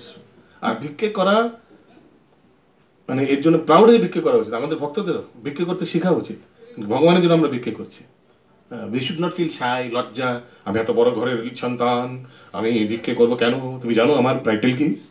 হ্যাঁ, তুমি জানো আমার টাইটেল কি? তুমি জানো আমার কোথাকার, আমার বংশের কোথা? হ্যাঁ, এইগুলো সব ত্যাগ করতে হবে। সর্বোপাধি বিনির্মুক্তম তৎপরত্বেন নির্মলম। ওই জন্য ভিক্ষে করা শিখতে হয়, আমাদের শেখা উচিত কিভাবে। तो प्रभु इस पे सब जज करते कि मतलब आप लोग काम धाम करते नहीं हो, सबसे भीख मांगने चले आते हो। हाँ हाँ, आते हैं, सही बोला आपने। काम धाम करते नहीं, ये तो गलत है। हम काम धाम करते हैं अपने लिए, और अपने आप को ठीक करने के साथ हम भगवान का सेवा कर पाए। काम धाम करते नहीं तो देखो डिपेंड करे काके बोलছে। काम धाम करते भक्त हमेशा काम धाम करते हैं। भक्त उसके पटु, भक्तर একটা স্কিল হচ্ছে, একটা গুণ হচ্ছে পটু। He knows how to balance of material life as well as spiritual life. He knows. কেউ কাউকে আঙুল তুলতে দেবে না। ভক্ত এমনই ভাবে পরিশ্রম করে, এমনই বুদ্ধিমত্তার সঙ্গে সে সেবা করে, সে কখনো কোনো বাইরের লোককে আঙুল তোলার সুযোগ দেবে না। এই দেখো ইসকনের ভক্ত, এদিকে সব বউ বাচ্চা অনাহারে মরছে, এদিকে সে সারাক্ষণ ওখানে করছে। নো, সে সকালবেলা খেটে পয়সা উপার্জন করে নিজের পরিবারকেও পালবে, সেই পয়সা দিয়ে তার মন্দিরেও দেবে সেবা, এভরিথিং। উসলি ভক্ত কা এক স্কিল है पटु। He is jack of all trades. He knows how to balance family life, personal life, material life, spiritual life, everything. He knows. কাউকে কমপ্লেন করার সুযোগ দেবে না, not even wife, not even children. সে ট্রাই করবে। देखिए एक चीज हमारे हाथ में है, try. We will give our best, always remember, we will give our best and leave the rest. We will give our best and leave the rest. আপনি চেষ্টা করতে পারেন, চেষ্টা আপনার হাতে, আর প্রার্থনা আপনার হাতে। চেষ্টা করবেন আর প্রার্থনা করবেন, এই দুটো জিনিস, এই দুটো অস্ত্র ভক্তের হাতে সর্বদা আছে। কি ফল হবে সেটা তো আপনার হাতে না, সেটা তো ভগবানের হাতে। So devotee always tries and tries and tries. And কাউকে কমপ্লেন করার সুযোগ দেন, তার স্ত্রীও কিছু কমপ্লেন করবে, যদি দেখে পয়সা আসছে না দূর ব্যাপার, কিন্তু আমার স্বামী চেষ্টা করে যাচ্ছে, nobody can complain, nobody will complain. সে মূর্খ হবে যদি এরপরে যদি কেউ কমপ্লেন করে। So give your best, leave no stone unturned, at the same time don't compromise on your spiritual life. Spiritual life যেন একদম ঠিক থাকে, ওটাকে ঠিক রেখে তারপর বাকি কাজ, মানে দিস ইজ প্রাইমারি, এটার বেসিসে এটা যদি ঠিক থাকে বাকি সময়টা পয়সা উপার্জন এরকম, সেটা কর্মক্ষেত্রে হোক পার্সোনাল লাইফে হোক। ধরুন অনেক লোকে বলে না যে হি ইজ সো ডিফিকাল্ট, আমার হাজব্যান্ড স্পাউস ভেরি ডিফিকাল্ট, যদি ডিফিকাল্ট হতে পারে দ্যাট ইজ ওকে। আপনার ভক্তিতে অসুবিধা হচ্ছে কি? না। আপনি জব করতে পারছেন কি? না। উনি চলে যান তখন জব করি তো করেন, তো কোনো অসুবিধা না। যদি ভক্তি জীবন যদি বাধা মানে না আসে তো সহ্য করা উচিত। বাকি তা মার ধর গালি গালা সব কত কিছু হয়, tolerate everything. My point is, মানে এখন রেকর্ডিং হচ্ছে, tolerate in the sense that spiritual life should not get compromised. See this is the nature of material life. পদম পদম ইয়াদ বেপদাম না তেষাম। এক কুমিরের হাত থেকে বেশি করে আরেক জায়গায় যাবে, আরেক জায়গায় সেই একই জিনিস। সব জায়গায় এরকম এই জড় জগতে। বাট মাপুন, not at the cost of your spiritual. If your spiritual life is not getting vanquilized, traumatized, your spiritual life আপনার যদি কোনো কম্প্রোমাইজ হচ্ছে না, then you have to tolerate rest you have to tolerate. সব জায়গায় tolerate করছে লোকে বসকে, বাড়ির বসকে টলারেট করছে না তো বাইরের বসকে টলারেট করছে। You have to tolerate at the end. Full everywhere it is the same. কোথায় বেঁচে, মানে এমন না যে कि हिंदी में कहावत है ना कि पेड़ से लटका खजूर पे लटका, ऐसा की? आसमान से गिरे खजूर लटके। हाँ तो एक ही सेम चीज है, कहीं गिरेगा तो हर एक जगह प्रॉब्लम मिलेगा। ऐसा नहीं कि कोई आइलैंड मिलेगा जहाँ एकदम शांति शांति, कभी नहीं ऐसे होने वाला है। सो যতক্ষণ স্পিরিচুয়াল লাইফ যদি কম্প্রোমাইজ না হয় ততক্ষণ বাকি জিনিস সহ্য করা উচিত।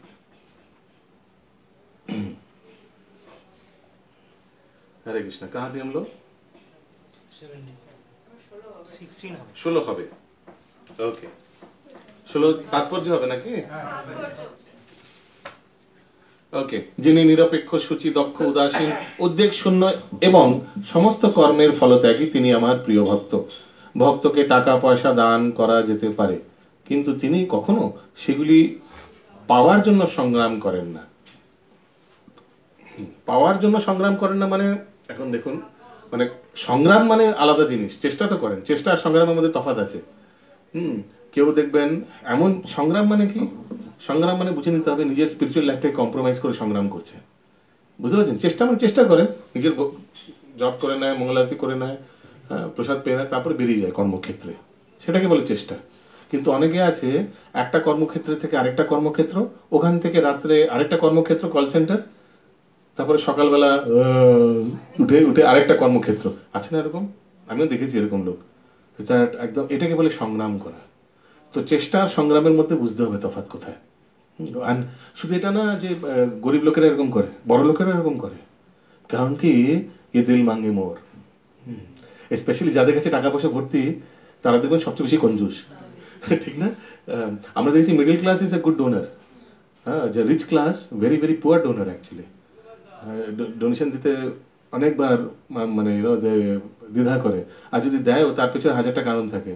আমায় এটিজি দেবে তো, এটিজি ফর্মটা পাবো তো, ওইটা পাবো তাহলে আমি দেবো, হ্যাঁ, বা এগুলো থাকবে তো, আমার ফটো আমি যখন দেবে, যখন অ্যানাউন্স করে আমি যেন স্টেজে থাকি।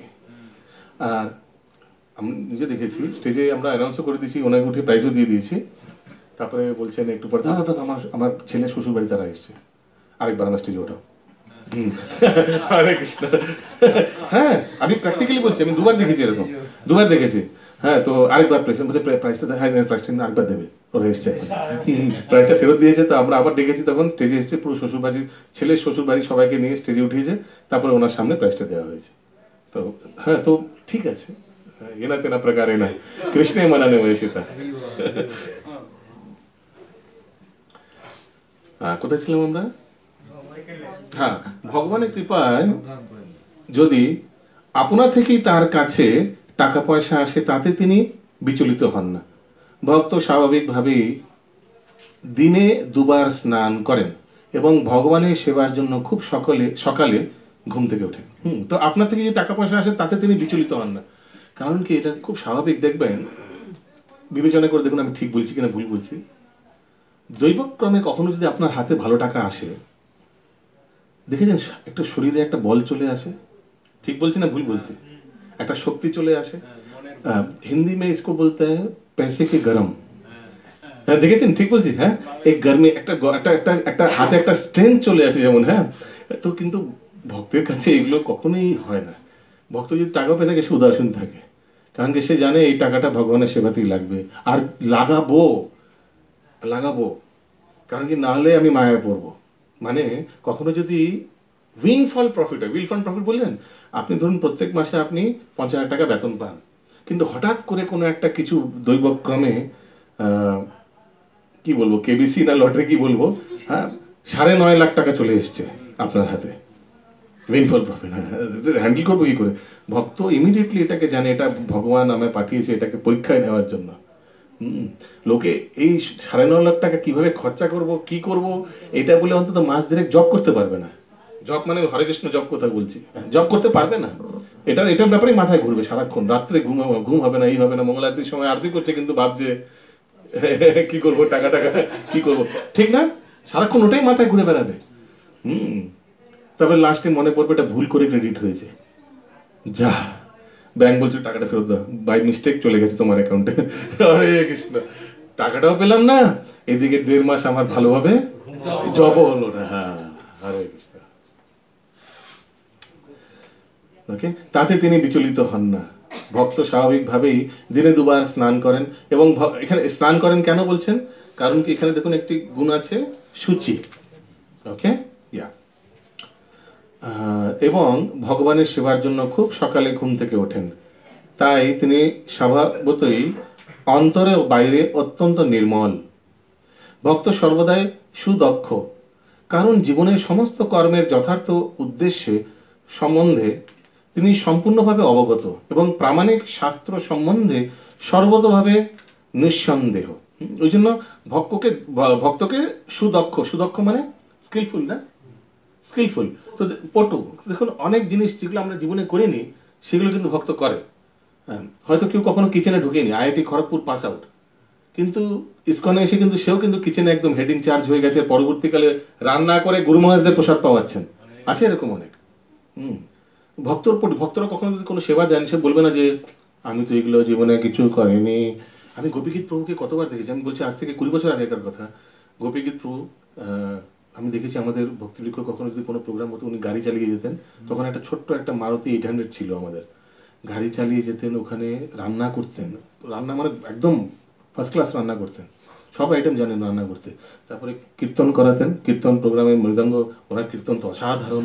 হ্যাঁ, ডান্সিং কীর্তন, ডান্স সব কিছু করে, আবার সব কিছু মানে পুরো মানে কুকিং পুরো কিচেন ইনচার্জ ছিলেন। যখন যাত্রা হতো, মানে আমি বলছি 2,5-3 হাজার ভক্তের কথা বলছি সেই সময়, আজ থেকে 2008-এর কথা বলছি। আমি জাস্ট একটি উদাহরণ দিচ্ছি, একজনের উদাহরণ দিচ্ছি। Everything I saw, kitchen in charge, নিজে হাতে কুকিং, নিজে কীর্তন, ডান্সিং কীর্তন, নিজে গাড়ি চালাতেন, এভরিথিং। এরকম অনেক ভক্ত আছে। কোনো একটা নতুন সেবা দিলে বলবে না কখনো যে আমি তো জীবনে এই জিনিসগুলো করিনি। হ্যাঁ, কখনো না, নিয়ে নেবেন, নিয়ে শিখে নেবেন। অনেকে আছে শেখেন, অনেক ভক্তরা আছে শেখেন, দে ওয়ান্ট টু লার্ন। কেন? ভগবানের সেবা আরো ভালোভাবে করতে পারবো, স্কিল আপডেট করেন। ফর এক্সাম্পল, ধরুন কম্পিউটারে ভালো পাওয়ার পয়েন্ট প্রেজেন্টেশন, ভিডিও বানাতে পারেন, এগুলো খুব দরকার আজকাল, না? ভিডিও, পোস্টার এগুলো বানাতে পারেন। ব্রহ্মচারীরা, আমার তো পড়াশোনা হয়ে গেছে, না হয়ে গেছে তো কি হয়েছে, শিখে নাও। শিখে নিলে আর লোকের জন্য মানে লোকের সন্ধান করতে হবে না, কে আমায় করে দেবে, নিজেই করতে পারবে। হ্যাঁ, তো দে আর ভেরি সেলফ ডিপেন্ডেন্ট। ভক্তরা সবসময় নিজেদের স্কিলস আপলোড করে। আমার তো কখনো কমপ্লেসেন্ট থাকে না। কমপ্লেসেন্ট মানে অনেক হয়ে গেছে, আর এই বয়সে পড়াশোনা করবো। আর কত বয়স্ক ভক্তরা ভক্তিশাস্ত্রী করছে। ভক্তিশাস্ত্রীর পর যে শেষ হলে সাথে সাথে ভক্তি বৈভব করবো, সাথে সাথে ভক্তি বৈভব করার পর ভক্তি সাধন করবো, সদাচার করবো, এগুলো নেভার কমপ্লেসেন্ট আরো। কিন্তু অ্যাট দ্য সেম টাইম শিক্ষা গ্রহণ করছেন, এগুলো আউটপুটও ইম্পর্টেন্ট। নাহলে কিন্তু এগুলো গ্রহণ করছেন, অহংকার বাড়বে কিন্তু জীবনে সেবায় লাগবে না। So at the same time when you are taking input, at the same output কি, এগুলো প্রচার কার্যে লাগাতে হবে। That's how you balance it off. এই ইনপুট ভক্তিশাস্ত্রী নিয়ে হয়তো দেখবেন জুলাই মাসে ওইতেও চলে এলো, কিন্তু এসে তারপর কি, যদি আসার পর সাথে সাথে টেম্পলের অল্টারে ঢুকুন, শিখুন, ঢুকুন। কত ব্রাহ্মণ ভক্ত আছে আমরা দেখেছি, এখনো আছে, জানি। অল্টারে এলো না, ব্রাহ্মণ দীক্ষার পর এলো না, জিজ্ঞাসা করলো না, চেষ্টাও করলো না, কিছুই করলো না। তো ব্রাহ্মণ দীক্ষাটা নিয়ে কি করলোটা কি? ওকে, তো এরকম যেন না হয়। Use every theory you learn for practical purpose, সেবায়। না হলে কিন্তু অহংকার জন্মাবার কিছু না, ঘুরে ঘুরে আস্তে আস্তে অহংকার বাড়বে। কোথায় ছিলাম আমরা? অন্তরে বাইরে সুজীবন, ভক্ত সর্বদাই সুদক্ষ। পড়ুন। কারণ জীবনের সমস্ত কর্মের যথার্থ উদ্দেশ্য সম্বন্ধে তিনি সম্পূর্ণভাবে অবগত এবং প্রামাণিক শাস্ত্র সিদ্ধান্ত সম্বন্ধে দৃঢ় প্রত্যয় যুক্ত। ভক্ত কখনো কোনো বিশেষ দলের পক্ষে অবলম্বন করেন না, তাই তিনি সর্বদাই উদাসীন। তিনি সব রকমের উপাধি থেকে মুক্ত হওয়ার জন্য কখনোই ক্লেশ ভোগ করেন না। তিনি জানেন যে তার দেহটি একটি উপাধি মাত্র, তাই কখনোই যদি দেহের কোনো রকম যাতনা হয় তাতে তিনি অবিচলিত থাকেন। শুদ্ধ ভক্ত কৃষ্ণ ভক্তির প্রতিকূল কোনো অবিচলিত থাকেন, দেহে যদি কোনো যাতনা হয় অবিচলিত থাকেন, এটার মধ্যে বুঝতে হবে। মানে এমন না যে অবিচলিত থাকেন, আমার এই হাতে ব্যথা পেয়ে গেলাম, হাতটা থাক, অবিচলিত থাকি, সেবা করতে থাকি, হাতটা ডাক্তার দেখাবো না, এক্স রে করাবো না, ব্যান্ডেড পরবো না, ওই প্লাস্টার করবো না, কিছু করবো, এরকম, এটাকে অবিচলিত না। অবিচলিত মানে কি? মানে হে কি হয়ে গেল, হে কৃষ্ণ তোমার আমি সেবা করলাম, তুমি এটা কি দিলে, হ্যাঁ, আর জীবনে তোমার মন্দিরে আমি যাইব না, এটাকে বলে বিচলিত হওয়া। হ্যাঁ, এটাকে বলে বিচলিত হওয়া। তো এরকম না। তো সে জানে তার দেহ আছে, এগুলো ব্যথা জরা ব্যাধি এগুলো হতেই থাকবে, this are part of life. তখন সে ভাবে আমার কোনো কর্মফলের হয়তো ওই জন্য একটা হাত গেছে, দুটোই যেত, আমি যে বদমাস, দুটোই যাওয়ার কথা ছিল, একটা গেল ভগবানের কৃপায়, ঠিক না? আগে শুদ্ধ ভক্ত কৃষ্ণ ভক্তির প্রতিকূল কোনো কিছুর জন্য প্রয়াস করেন না। উদাহরণস্বরূপ বলা যায়, একটি বড় বাড়ি তৈরি করতে হলে অনেক শক্তি নিয়োগ করতে হয়, কিন্তু ভক্ত কখনো তা এই ধরনের কাজে উদ্যোগী হন না।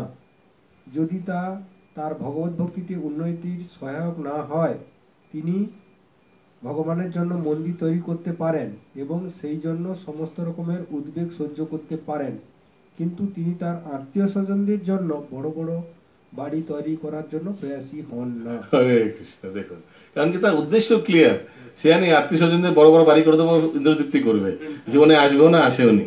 কিন্তু মন্দির যদি তৈরি করি, হাজার হাজার পরিবার উদ্ধার হয়ে যাবে, ঠিক না? সেটার জন্য সে উঠে পড়ে লাভ হবে। গিন্নি বলে, বাহ, তুমি 12 ঘন্টা মন্দিরে দিচ্ছ, মন্দির নির্মাণের জন্য টাইম দিচ্ছ, বুদ্ধি দিচ্ছ, কিন্তু আমাদের সেই 20 ঘরে আছে। আমি এখন একটা বেহালার ভক্তদের জানি, খুব পরিবার, খুব প্রসিদ্ধ, অনেক ভক্ত, অনেক পুরনো ভক্ত, মা প্রভুজি উকিল। আমার মনে আছে আজ থেকে অনেক বছর আগে, প্রায় 2008-9 ওই সময় আমরা তাদের বাড়িতে গেছিলাম। তাদের গণিতায় উদ্বোধন হয়েছিল বেহালায়, বিশাল বড় বাড়ি। তো আমি তো গিয়ে ভেবেছিলাম প্রথমে ইসকন মন্দিরই হয়তো, বেহালার কোনো ইসকন মন্দির খুলেছে কি হয়তো, এরকম কিছু। তারপরে পরে শুনলাম যেটা বাড়ি।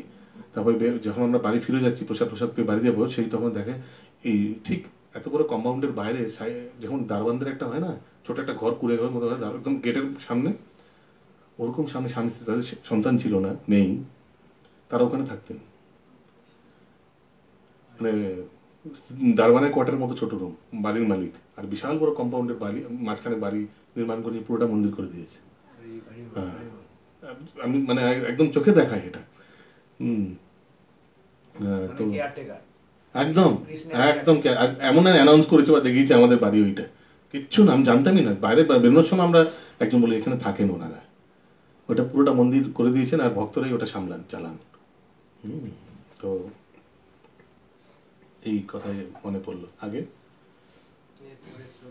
ওকে, 17 নম্বর নাকি 17 নম্বর শ্লোক। यो न रिष्यति न द्वेष्टि न शोचति न कांक्षति शुभ परित्यागी भक्तिमान य समे प्रिय।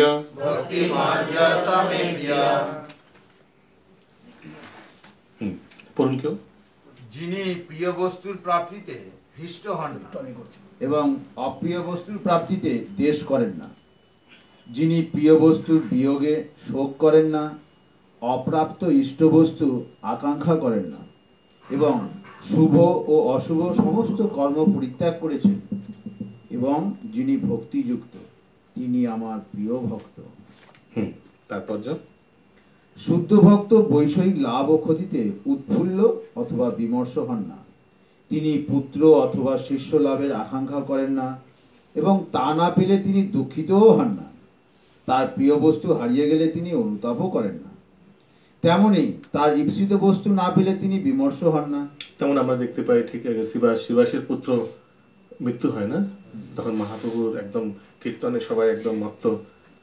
কিন্তু শিবাস এমন না যে, দেখুন শ্রীবাস ঠাকুর এমন না যে ঠিক আছে তোমরা কীর্তন করো, আমি পুত্রকে দেখি, এরকম কিছু না। পুত্র তিনিও কিন্তু ওখানে কীর্তন ইনভলভ হয়েছেন। কেন?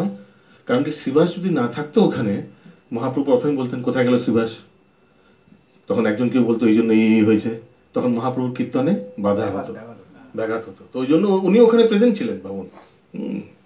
ইয়েস, আগে তিনি সব রকম শুভ অশুভ পাপ পুণ্য আদি জড়কর্মের ঊর্ধ্বে। পরমেশ্বর ভগবানের সন্তুষ্টি বিধানের জন্য তিনি সব রকম বিপদ বরণ করতে প্রস্তুত। কোনো কিছুই তার ভগবদ্ভক্তি সাধনের পথে প্রতিবন্ধক হয়ে দাঁড়ায় না। এই ধরনের ভক্ত শ্রীকৃষ্ণের অত্যন্ত প্রিয়।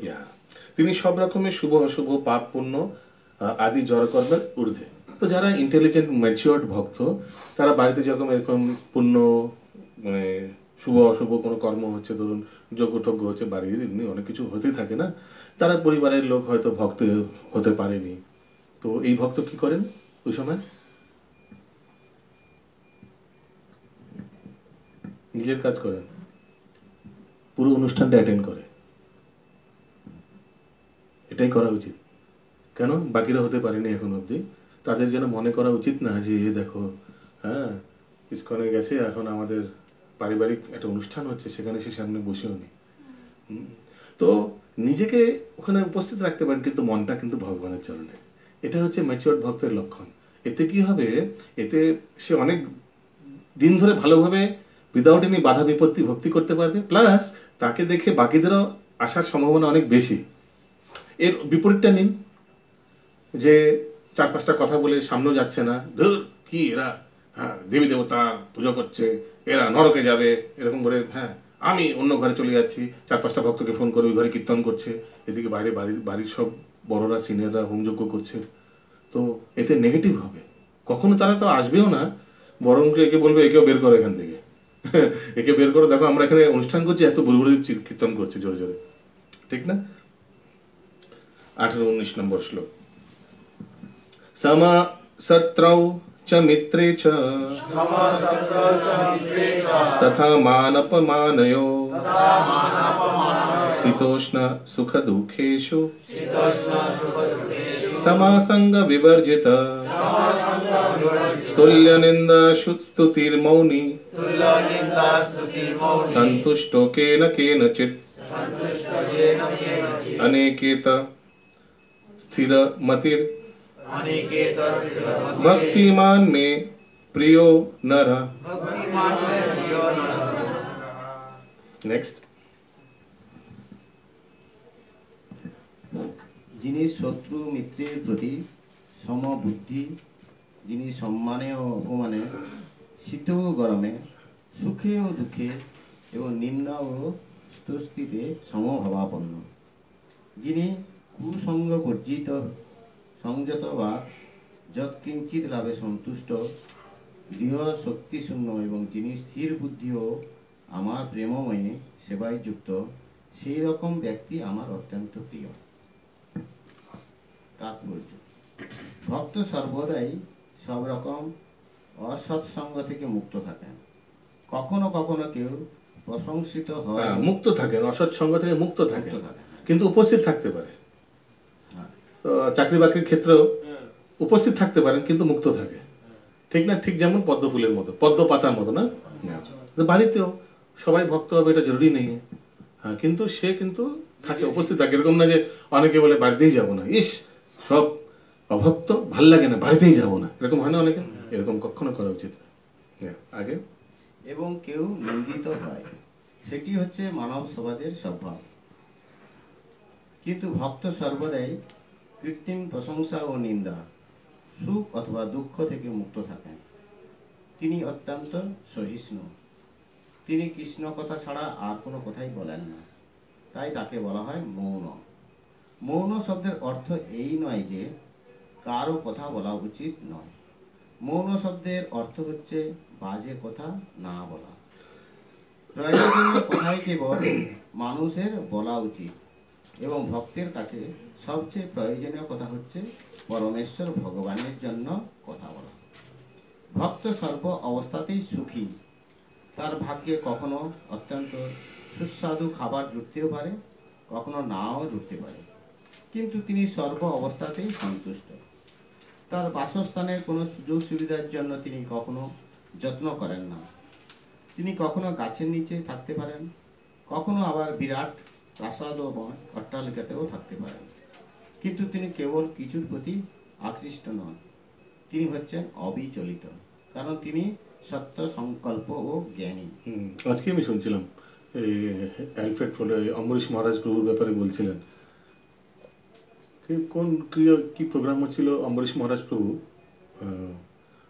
উনি মাটিতে শুয়েছিলেন। তো অনেক বয়সও কম ছিল তখন, যখন যুক্ত হয়েছিলেন ইসকনের সঙ্গে, 17 না 19 বছর বয়স ছিল। তো প্রভুপাদের কাছে কেউ এসেছিল, কি বলতে, প্রভুপাদ বলছেন he is Henry Ford's grandson. তো প্রভুপাদ এইভাবে দেখাচ্ছেন ওনার দিকে, এদিকে উনি মাটিতে শুয়েছিলেন, he sleeping on the floor, yes he is Henry Ford's grandson, এইভাবে প্রভুপাদ বলছিলেন।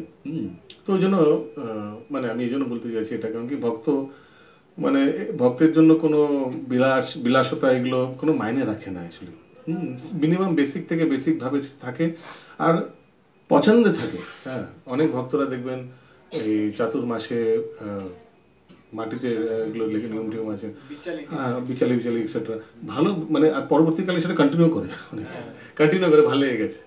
আচ্ছা না, হয়তো আশ্রমে আরও থাকবে এরকম, আপনি জানতে পারবেন। হ্যাঁ, তো এটা পানিশমেন্ট হিসেবে নেন না বা অস্টেরিটি হিসেবেও নেন না। প্রথম অস্টেরিটি লাগতে পারে, পরবর্তীকালে কিন্তু সেটা সুখ লাগে, মানে এটা ফাইন, একদম অভ্যাস হয়ে যায়। ঠিক তেমনি অনেক ভক্তরা সকালবেলা উঠে স্নান করেন, পরবর্তীকালে এমন হয়ে যায় সকালবেলা উঠে যদি নর্মাল জল দিয়ে স্নান না করেন, আপনার মনে হবে কেমন একটা বিচ্ছিরি একটা লাগবে, মানে স্নান করে থাকতে পারবে না, ঠিক না? স্বাভাবিক হয়ে যায় পরবর্তীকালে। আগে ভক্তের গুণাবলীর বর্ণনার মাঝে মাঝে পুনরুক্তি দেখা দিতে পারে, কিন্তু এই সমস্ত সদ্গুণ ব্যতীত কখনই সে শুদ্ধ ভক্ত হওয়া যায় না। সেটি বুঝিয়ে দেওয়ার জন্য তা করা হয়েছে। হরা ভক্তস্য পুত মহৎ গুণা। কোন শ্লোকে যেন এটা? রাম ভক্তস্য কুতো মহৎ গুণা यस्यस्ति भक्तिर् भगवत किंचन सर्वे गुणे तत्र समासते सुरा। হ্যাঁ, এটা আসবে পরবর্তীকালে আপনাদের মেমোরি শ্লোকে। আগে যে ভক্ত নয় তার কোনো সদ্গুণ নেই। যিনি ভক্তরূপে পরিচিত হয়ে যান তার পক্ষে এই সমস্ত সদ্গুণগুলি অর্জন করা একান্ত কর্তব্য। তবে এর জন্য তাকে বাহ্যিক প্রয়াস করতে হয় না। কৃষ্ণ ভাবনায় মগ্ন হওয়ার ফলে এবং ভগবান শ্রীকৃষ্ণের সেবা করার ফলে আপনা থেকেই তার মধ্যে এই সমস্ত গুণগুলির বিকাশ হয়। অ্যাবসলিউটলি আপনা থেকে, কোনো আলাদাভাবে চেষ্টা করতে হবে না। তো ধরুন কেউ ইসকনে এলো, হ্যাঁ ইসকনে এসে যাত্রায় যাচ্ছে, ধরুন যাত্রায় ভক্তদের সঙ্গে গেলেন, আপনি কখনো জীবনে সকালবেলা ওঠেননি, 7টা 8টা 9:30টার সময় ওঠার পাবলিক, কিন্তু দেখছেন 2টো-3টের সময় কি আওয়াজ আসছে রুমে যেন, ঠিক না? সব উঠে রেডি হচ্ছে, একদম স্নান টান করে একদম ফুল স্পিড দৌড়চ্ছে সবাই স্নান করতে। হ্যাঁ, আপনারা ঘুমোতে হবে, লাইট জ্বালিয়ে দিচ্ছে কেউ 2টা 2:30টার সময়, হ্যাঁ দেখছেন আপনি। তারপরে সবাই স্নান টান করতে চলে গেছে, সবাই এসে তিলক পড়ছে, সাদা পাটে রেডি হচ্ছে। কেন? 4:30টার সময় আমি একদম ফার্স্ট রো, রাধা মাধবের একদম সামনে গিয়ে দাঁড়াবো, ওই জন্য, ঠিক না? তখন আপনি সেই যন্ত্রণায় আপনি উঠে গেলেন, আপনি সকালবেলা উঠে স্নান টান করতে হবে। হ্যাঁ, সবাই বলছে তুমি এখনই টয়লেট থেকে এসে ভেতরে ঢুকবে না, স্নান টান করে ভেতরে ঢুকবে, আছে না এরকম নিয়ম তো আছে, কারেক্ট? অনেকে আছে এইভাবে টয়লেট করে ভেতরে একদম ঢুকবে না ভেতরে, একবার স্নান টান করে না গামছা নাও, স্নান করে তারপরে ভেতরে ঢুকবে। তখন আপনি সেই পারলে আপনার স্নানটাও হয়ে গেল সকালবেলায়। হ্যাঁ, আমি কিন্তু তালা দিয়ে বেরোবো, এই রে তাহলে তো এদের সঙ্গে বেরোতে হবে, চাবি তো একটাই চাবি, ঠিক না? রুমে এই ঠেকায় করে আপনারা সকাল সকাল মঙ্গল আরতি হয়ে গেল। পরবর্তীকালে ভাবছেন যে আমি এখন তো মাত্র 5:30 বাজে, করবোটা কি? এত সকাল সকাল এত কিছু করে ফেললাম। তো আস্তে আস্তে দেখুন যেসব জিনিস করেননি সেগুলো কিন্তু কৃষ্ণ ভক্তিতে এসে অটোমেটিক হয়ে যায়। ওই জন্য লেখা আছে এখানে, দেখুন লাস্টে কি বলছে, তার পক্ষে এই সমস্ত সদ্গুণগুলি অর্জন করা একান্ত কর্তব্য, তবে এর জন্য তাকে বাহ্যিক প্রয়াস করতে হয় না, অটোমেটিক হয়ে যায়। ঠেকায় পরে অটোমেটিক হয়ে যায়, ঠিক না? কৃষ্ণ ভাবনায় মগ্ন হওয়ার ফলে এবং ভগবান শ্রীকৃষ্ণের সেবা করার ফলে আপনা থেকেই তার মধ্যে এই সমস্ত গুণাবলী বিকাশ করে, অটোমেটিক চলে আসবে, বিকাশও করবে। আপনি যখন দেখবেন সবাই জব করছে 16 মালা, আপনি 2 মালা করে থাকতে পারবেন? আপনি যখন দেখছেন কেউই চা খাচ্ছে না সেখানে, তখন আপনি চা খাওয়ার জন্য কি ক্যাম্পাসের বাইরে যাবেন? আপনি চা খাওয়ার জন্য দূর যেতাম, থাক চা মারাগুলি, ঠিক না? তো অটোমেটিক্যালি এই গুণাবলীগুলো অটোমেটিক্যালি দেখবেন স্ফুরিত হবে শরীরের মধ্যে। ওকে, সো ইউনিট 2 भक्ति शास्त्री अंतिम श्लोक। ये तो धर्मामृतम इदम यथोक्तम परुपाश्यते श्रद्धान मत्परम भक्तस्ते अतीव मे प्रिय। যারা আমার দ্বারা কথিত এই ধর্মামৃতের উপাসনা করেন সেই সকল শ্রদ্ধাবান মতপরায়ণ ভক্তগণ আমার অত্যন্ত প্রিয়। হ্যাঁ, তো যারা আমার দ্বারা কথিত মানে এই ধর্মামৃত যতগুলো এতগুলো গুণ বলা হয়েছে এগুলো যারা ঠিকভাবে পালন করেন তারা আমার অত্যন্ত প্রিয়। এই অধ্যায় 2য় শ্লোকে শেষ থেকে শেষ পর্যন্ত পরমেশ্বর ভগবান তার সমীপবর্তী হওয়ার জন্য অপ্রাকৃত সেবার পন্থা বিশ্লেষণ করেছেন। এই পন্থাগুলি ভগবানের অত্যন্ত প্রিয় এবং কোনো ব্যক্তি যখন সেগুলির মাধ্যমে নিয়োজিত হন তো ভগবান তখন তা গ্রহণ করেন। অর্জুন ভগবানকে প্রশ্ন করেছিল যে নির্বিশেষ ব্রহ্ম উপলব্ধির পন্থা অবলম্বন করেছেন যে নির্বিশেষবাদী এবং অন্যান্য ভক্তি সহকারে পরম পুরুষোত্তম ভগবানের সেবা করেছেন যে ভক্ত, এই দুজনের মধ্যে কে শ্রেয়? তার উত্তরে ভগবান তাকে স্পষ্টভাবে উত্তর দিলেন যে ভক্তিযোগে ভগবানের সেবা করাটাই হচ্ছে পরমার্থিক উপলব্ধির সর্বশ্রেষ্ঠ পন্থা। সেই সম্বন্ধে কোনো সন্দেহ নেই। পক্ষান্তরে বলা যায় এই অধ্যায়ে নির্ধারণ করা হয়েছে যে সাধু সঙ্গের প্রভাবে অনন্যা ভক্তিতে ভগবানের সেবা করার প্রতি আসক্তি জন্মায়। তো সাধু সঙ্গ ভেরি ইম্পর্টেন্ট। সাধু সঙ্গের ফলে সব অটোমেটিক্যালি এভরিথিং কামস, এবং তার ফলে সদ্গুরু লাভ হয় এবং তার কাছ থেকে শ্রবণ কীর্তন করা শুরু হয় এবং তখন দৃঢ় বিশ্বাস আসক্তি ও ভক্তি সহকারে বৈদিক ভক্তির অনুশীলন সম্ভব হয়। ওই জন্য সাধু সঙ্গের সবসময় প্ল্যানিং করা উচিত। লোক সবাই যেন ট্রাই করে কিভাবে সাধু সঙ্গ ভালোভাবে হবে। এর জন্য যদি টাকা পয়সা খরচা হয় ওর জন্য মন্দিরে আসুন। যদি আপনি যেখানে সাধু সঙ্গ করছেন, if you are not satisfied, যদি ভালো সাধু সঙ্গ না হয়েছে, মানে আপনার চেয়ে উন্নত ভক্তের সঙ্গে সাধু সঙ্গ করতে হবে। নিজের সমভক্তের সঙ্গে সাধু সঙ্গ করা কিন্তু একটা ইন্দ্রতৃপ্তি। কেন? কারণ কি ওখানে আপনি হিরো, ওখানে সবাই আপনাকে হরি বল হরবল করে, ওই জন্য ওখান থেকে বেরোতে ইচ্ছে করে না। হ্যাঁ, তাহলে কিন্তু প্রগতি হবে না, দুর্গতি হতে পারে। হ্যাঁ, ওই জন্য সবসময় উন্নত ভক্তের সঙ্গে কিন্তু সাধু সঙ্গ করা উচিত, চেষ্টা করা উচিত, খোঁজা উচিত, প্রয়াস করা উচিত। ভগবান নিশ্চয়ই এগুলো পাঠিয়ে দেবে। অলওয়েজ ট্রাই অ্যাডভান্স ডিভোটিজের সঙ্গে অ্যাসোসিয়েট করার জন্য। তাহলে কি হবে? 1 নম্বর, আপনার অহংকার কিন্তু একদম স্তম্ভিত থাকবে, নিচে একদম ডাউন থাকবে, ওখানে গিয়ে হিরোগিরি চলবে না। কারেক্ট? সেকেন্ড কি হবে, আপনি অ্যাডভান্স ভক্তদের গুণাবলী দেখে সবসময় ওনাদের এই গুণগুলি আপনার কাছে চলে আসার সম্ভাবনার চান্স বেশি। কেমন? আমি উদাহরণ দিচ্ছি। আপনারা দেখেছেন গ্রামে কখনো কখনো কেউ সাইকেল চালায়, আর ধরুন একটা শহর থেকে একটা বাস এসছে, সাইকেলটা দৌড় গিয়ে বাসটাকে ধরে ফেলে পেছনের দিকে। তখন কি হয়, এবার ধরে বা হাত দিয়ে সাইকেলটা ধরে থাকে, ব্যালেন্স করে। দেখেছেন? হয়তো করেওছেন অনেকবার, নাকি? করেওছেন। Very good. তো কি হয় দেখুন, সাইকেল কত কিলোমিটার চলে, ম্যাক্সিমাম পার আওয়ার স্পিড কত হয়? 10-20 এরকম কিছু। বাস 60-70 কিলোমিটার বেগে চলে। তো বাসের সঙ্গ করার জন্য বাসের স্পিড সাইকেলের স্পিড হয়ে যায়, ঠিক না? ঠিক না? ঠিক তেমনই যখন আমরা উন্নত ভক্তদের সঙ্গ করছি তখন তাদের গুণাবলী আমাদের মধ্যে অটোমেটিক চলে আসে। হ্যাঁ, তো ওই জন্য সবসময়, আর এগুলো শেখারও জিনিস, উন্নত ভক্ত থেকে এগুলো শেখার জিনিস। ওই জন্য always try to associate with senior devotees. আর ওনাদের সেবা করার চেষ্টা করুন, সেবার মাধ্যমে ইজিলি পেনিট্রেট করতে পারেন। কোনো সঙ্গে সিনিয়র ভক্তদের সঙ্গে যদি সেবা করতে পারেন, সেবার যদি মনোভাবনা থাকে না, ওটা দেখে বোঝা যায় कौन सेवा करने के लिए आया और कौन 9-2-11 है, वो इजिली समझ में आता है। তো সেবা ইজ এ ভেরি গুড মাধ্যম। সেবার মাধ্যমে ঢুকুন, প্রবেশ করুন, নম্র থাকুন, অটোমেটিক সব জিনিস পেয়ে যাবেন। ইউ হ্যাভ টু বি হাম্বল। ত্রিনাদাপি সুনিচেনা তরুড়ি বা শ্রেষ্ঠ মহাপ্রভু বলেছিলেন এই শ্লোকটি কণ্ঠে ধারণ করা।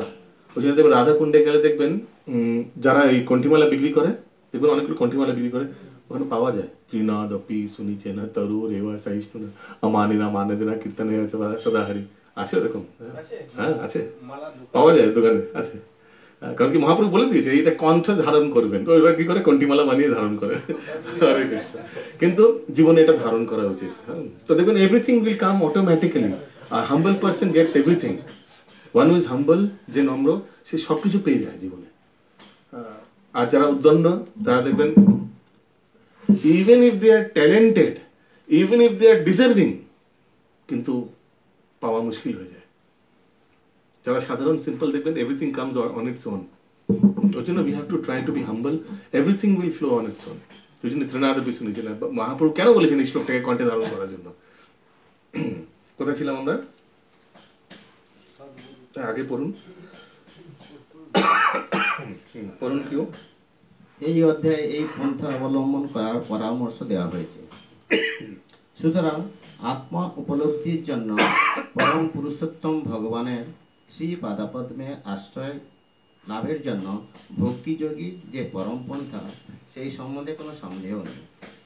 পরম তত্ত্বের নির্বিশেষ উপলব্ধি করার যে পন্থা এই অধ্যায়ে বর্ণিত হয়েছে, তা কেবল আত্মা উপলব্ধির লাভের পথে একান্ত প্রয়োজনীয় আত্মসমর্পণের সময় পর্যন্ত অনুশীলনের পরামর্শ দেওয়া হয়েছে। পক্ষান্তরে বলা যায় যে যতক্ষণ পর্যন্ত শুদ্ধ ভক্তের সঙ্গ লাভের সুযোগ না পাওয়া যায়, ততক্ষণ পর্যন্ত নির্বিশেষ ব্রহ্মজ্যোতির ধ্যান করা লাভজনক হতে পারে। কিন্তু ভগবানের সবিশেষ রূপের ভক্তিযুক্ত সেবাই হচ্ছে পরম প্রাপ্তি। পরমেশ্বরের নির্বিশেষ অব্যক্ত রূপের উপাসনায় কর্মফল ভোগের আশা পরিত্যাগ করে ধ্যান করতে হয় এবং জড় ও চেতনের পার্থক্য নিরূপণ করার জ্ঞান অর্জন করতে হয়। হরে কৃষ্ণ। তো যদি কেউ সবিশেষ ব্রহ্মের উপাসনা করতে পারছে না, নির্বিশেষ ব্রহ্ম করা ওকে, নাইমামার চেয়ে কানামা ভালো।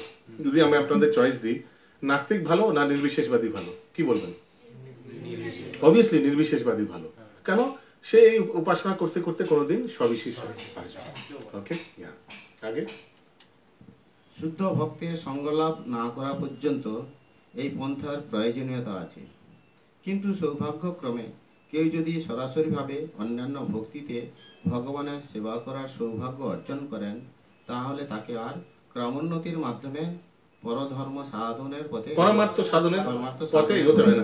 ক্রমান্বয়ের সময় মানে ওই সিঁড়িতে লিফট পেয়ে গেছেন, আপনার সামনে লিফটটা দাঁড়িয়ে দারোয়ান বলছে স্যার প্লিজ কাম, হ্যাঁ, তখন আপনি কি বলেন? আমি সিঁড়িতে চলবো। ঠিক তেমনই প্রভুপাদ এসে বলছেন এসো ইসকন জয়েন করো, ডাইরেক্ট ভক্তি যোগে জয়েন করো।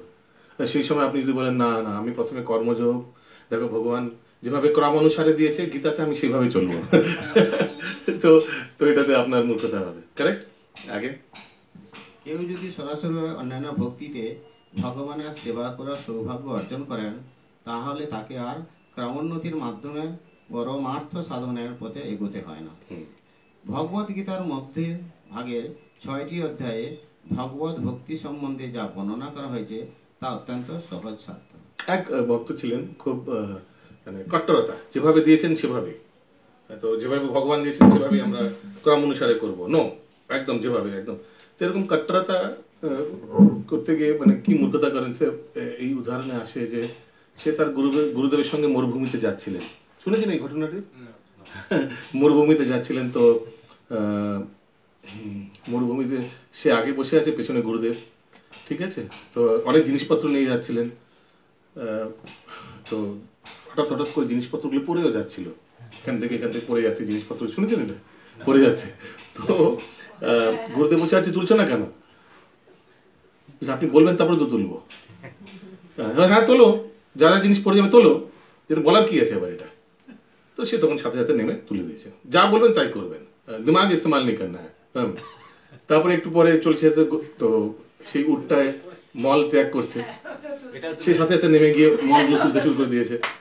বলছে আরে তোমার মূর্খ, তুমি মল তুলছো কেন? বলছে আপনি বললেন যা করবেন তাই তুলছেন। তো গুরুদেব বুঝতে পেরেছে কি ক্যাটাগরি শিষ্য হয়। তো গুরুদেব কি করেছে, ঠিক আছে আমি তো লিস্ট করে দিচ্ছে কাগজে। তো লিস্ট করে দিয়েছে ব্যাগ, জলের বোতল, টুপি, চশমা, এই ব্লা ব্লা ব্লা, এগুলো যদি পড়ে যায় তাহলে তুমি তুলবে, ঠিক আছে? ঠিক আছে। তো এইভাবে চলছে অনেকক্ষণ। হঠাৎ করে উঠে, এরকম মরুভূমি তো এরকম আসে, তো এইভাবে উঠেছে, গুড়টাই করে উঠেছে। গুরুদেব বয়স ছিল, ভং করে গুরুদেব পড়ে গেছে নিচে। তো গুরুদেব পড়ে গেছে, সে তো শিষ্য উঠ নিয়ে আগে চলেই যাচ্ছে। তো গুরুদেব বলছে এই আরে আমার উঠাও, আরে। তো সে তোমার পকেট থেকে লিস্টটা বের করেছে, লিস্টটা বের করে দেখছে এই আছে, গুরুদেব তো লিস্টে নেই। তো সে উঠটা নিয়ে আগে চলে গেছে। হরে কৃষ্ণ। তো এইভাবে কি বলতে চাইছিলাম যেন,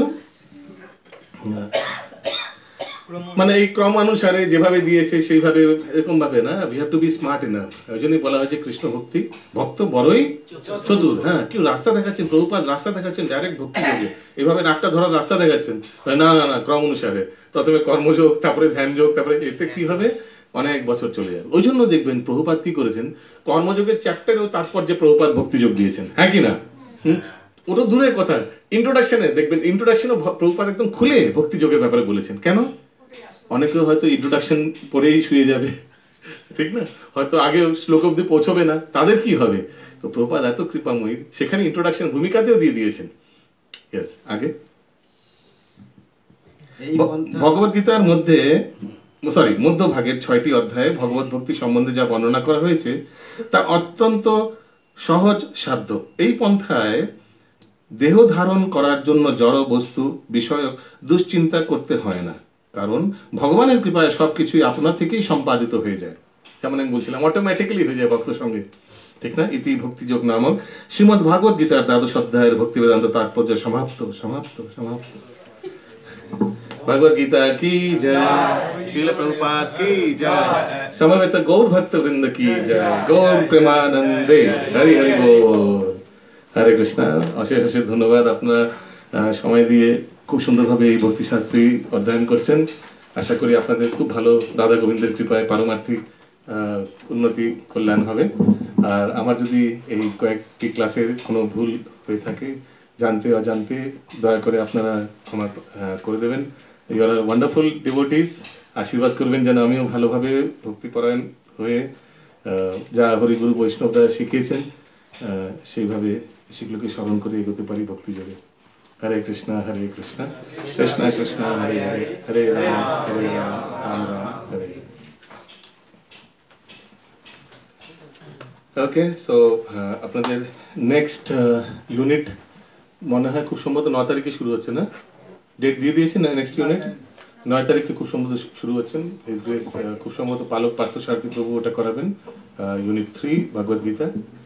ওকে, সো এইভাবে চলবে। আর এরপরে আমাদের কাইভে খুব সম্ভবত কাইভ, যেটা ইসকনের কলকাতার education board, Kolkata institute of বেদিক education, আমরা খুব শীঘ্রই ভগবদ গীতা ইংরাজি ভাষায় জানুয়ারি মাস থেকে শুরু করছি। তো ঠিক আছে, ফর নিউ ব্যাচেস আর ভক্তি বৈভব আমরা খুব শীঘ্রই শুরু করব। We are still in search for a teacher. Bhakti Vaibhava আমরা টিচার পেয়েও গেছিলাম, হিজ গ্রেস মহারাজ প্রভু, কিন্তু ওনার হঠাৎ করে বিজি স্কেডিউল হয়ে গেছে, ওই জন্য উনি সময় দিতে পারছিলেন না। আর আমরা চাই সবসময় যে অফলাইন ক্লাস হোক। Offline class is very very good, very helpful and very practical. আর জিনিসটা অনেক ভালো, মানে আপনারা ফাঁকি দিতে পারবেন, মানে আমরা কখনো কেউ ফাঁকি দিতে পারবো না, ঘুমিয়ে থাকবো না, মাল্টি ক্লাস করতে পারবো না। ওই জন্য আমরা খুব শীঘ্রই এই কাইবের তরফ থেকে আমরা এই অফলাইন ভক্তি বৈভব, অফলাইন ইংলিশে, ইংরাজি ভাষায় ভক্তিশাস্ত্রে করাতে ইচ্ছুক। আর যেটা আমাদের মিউজিক্যাল ক্লাস হচ্ছে সেটাও আমরা লেভেল 1 শুরু করবো। এটা ক্র্যাশ কোর্স হচ্ছে, ক্র্যাশ কোর্স এখন চলছে, ক্র্যাশ কোর্স মানে সবাইকে কিছুভাবে একটু ধরিয়ে দেওয়া। এরপর লেভেল 1 আমরা জানুয়ারি মাস থেকে শুরু করব। ওকে, অ্যাডভান্সড কোর্স, মানে যারা ক্র্যাশ কোর্স করেছেন তারা লেভেল 1-এ যেতে পারবেন। যারা ক্র্যাশ কোর্স করেননি তাদের জন্য প্রথম 2-3টে সেশন দেব ফ্রি, তারা যেন সেগুলোতে শিখে সমপর্যায়ে চলে আসে। ওকে, তো সেটাও করার ব্যবস্থা হচ্ছে। আর জানুয়ারি মাসে আবার আমাদের যেভাবে বিগ্রহ ডিটি ওয়ার্শিপ সেমিনার হয়েছিল মনে আছে আপনাদের, জানি অনেকে অ্যাটেন্ড করেছিল, প্রচুর আমাদের রিকুইজিশন এসছে সেই ডিটি ওয়ার্শিপ সেমিনার আবার করার জন্য। অনেক ভক্তরা বলছেন যে করুন, আমরা অ্যাটেন্ড করতে পারিনি, বা যারা করেছেন বলছেন আরেকবার ডিটি ওয়ার্শিপ সেমিনার হওয়া উচিত ছিল। তো ওটাও আমরা জানুয়ারি মাসে বা ফেব্রুয়ারি মাসের মধ্যে আমরা এই ডিটি ওয়ার্শিপ সেমিনার আরেকবার করবো। So these are the things which is coming up in KIVE, Kolkata institute for Vedic education. Hare Krishna. Srila Prabhupada কি জয়। Yes. হ্যাঁ, একটা ক্লোজ বুকের কোশ্চেন আছে। হ্যাঁ, বলুন। এই যে সংস্কৃত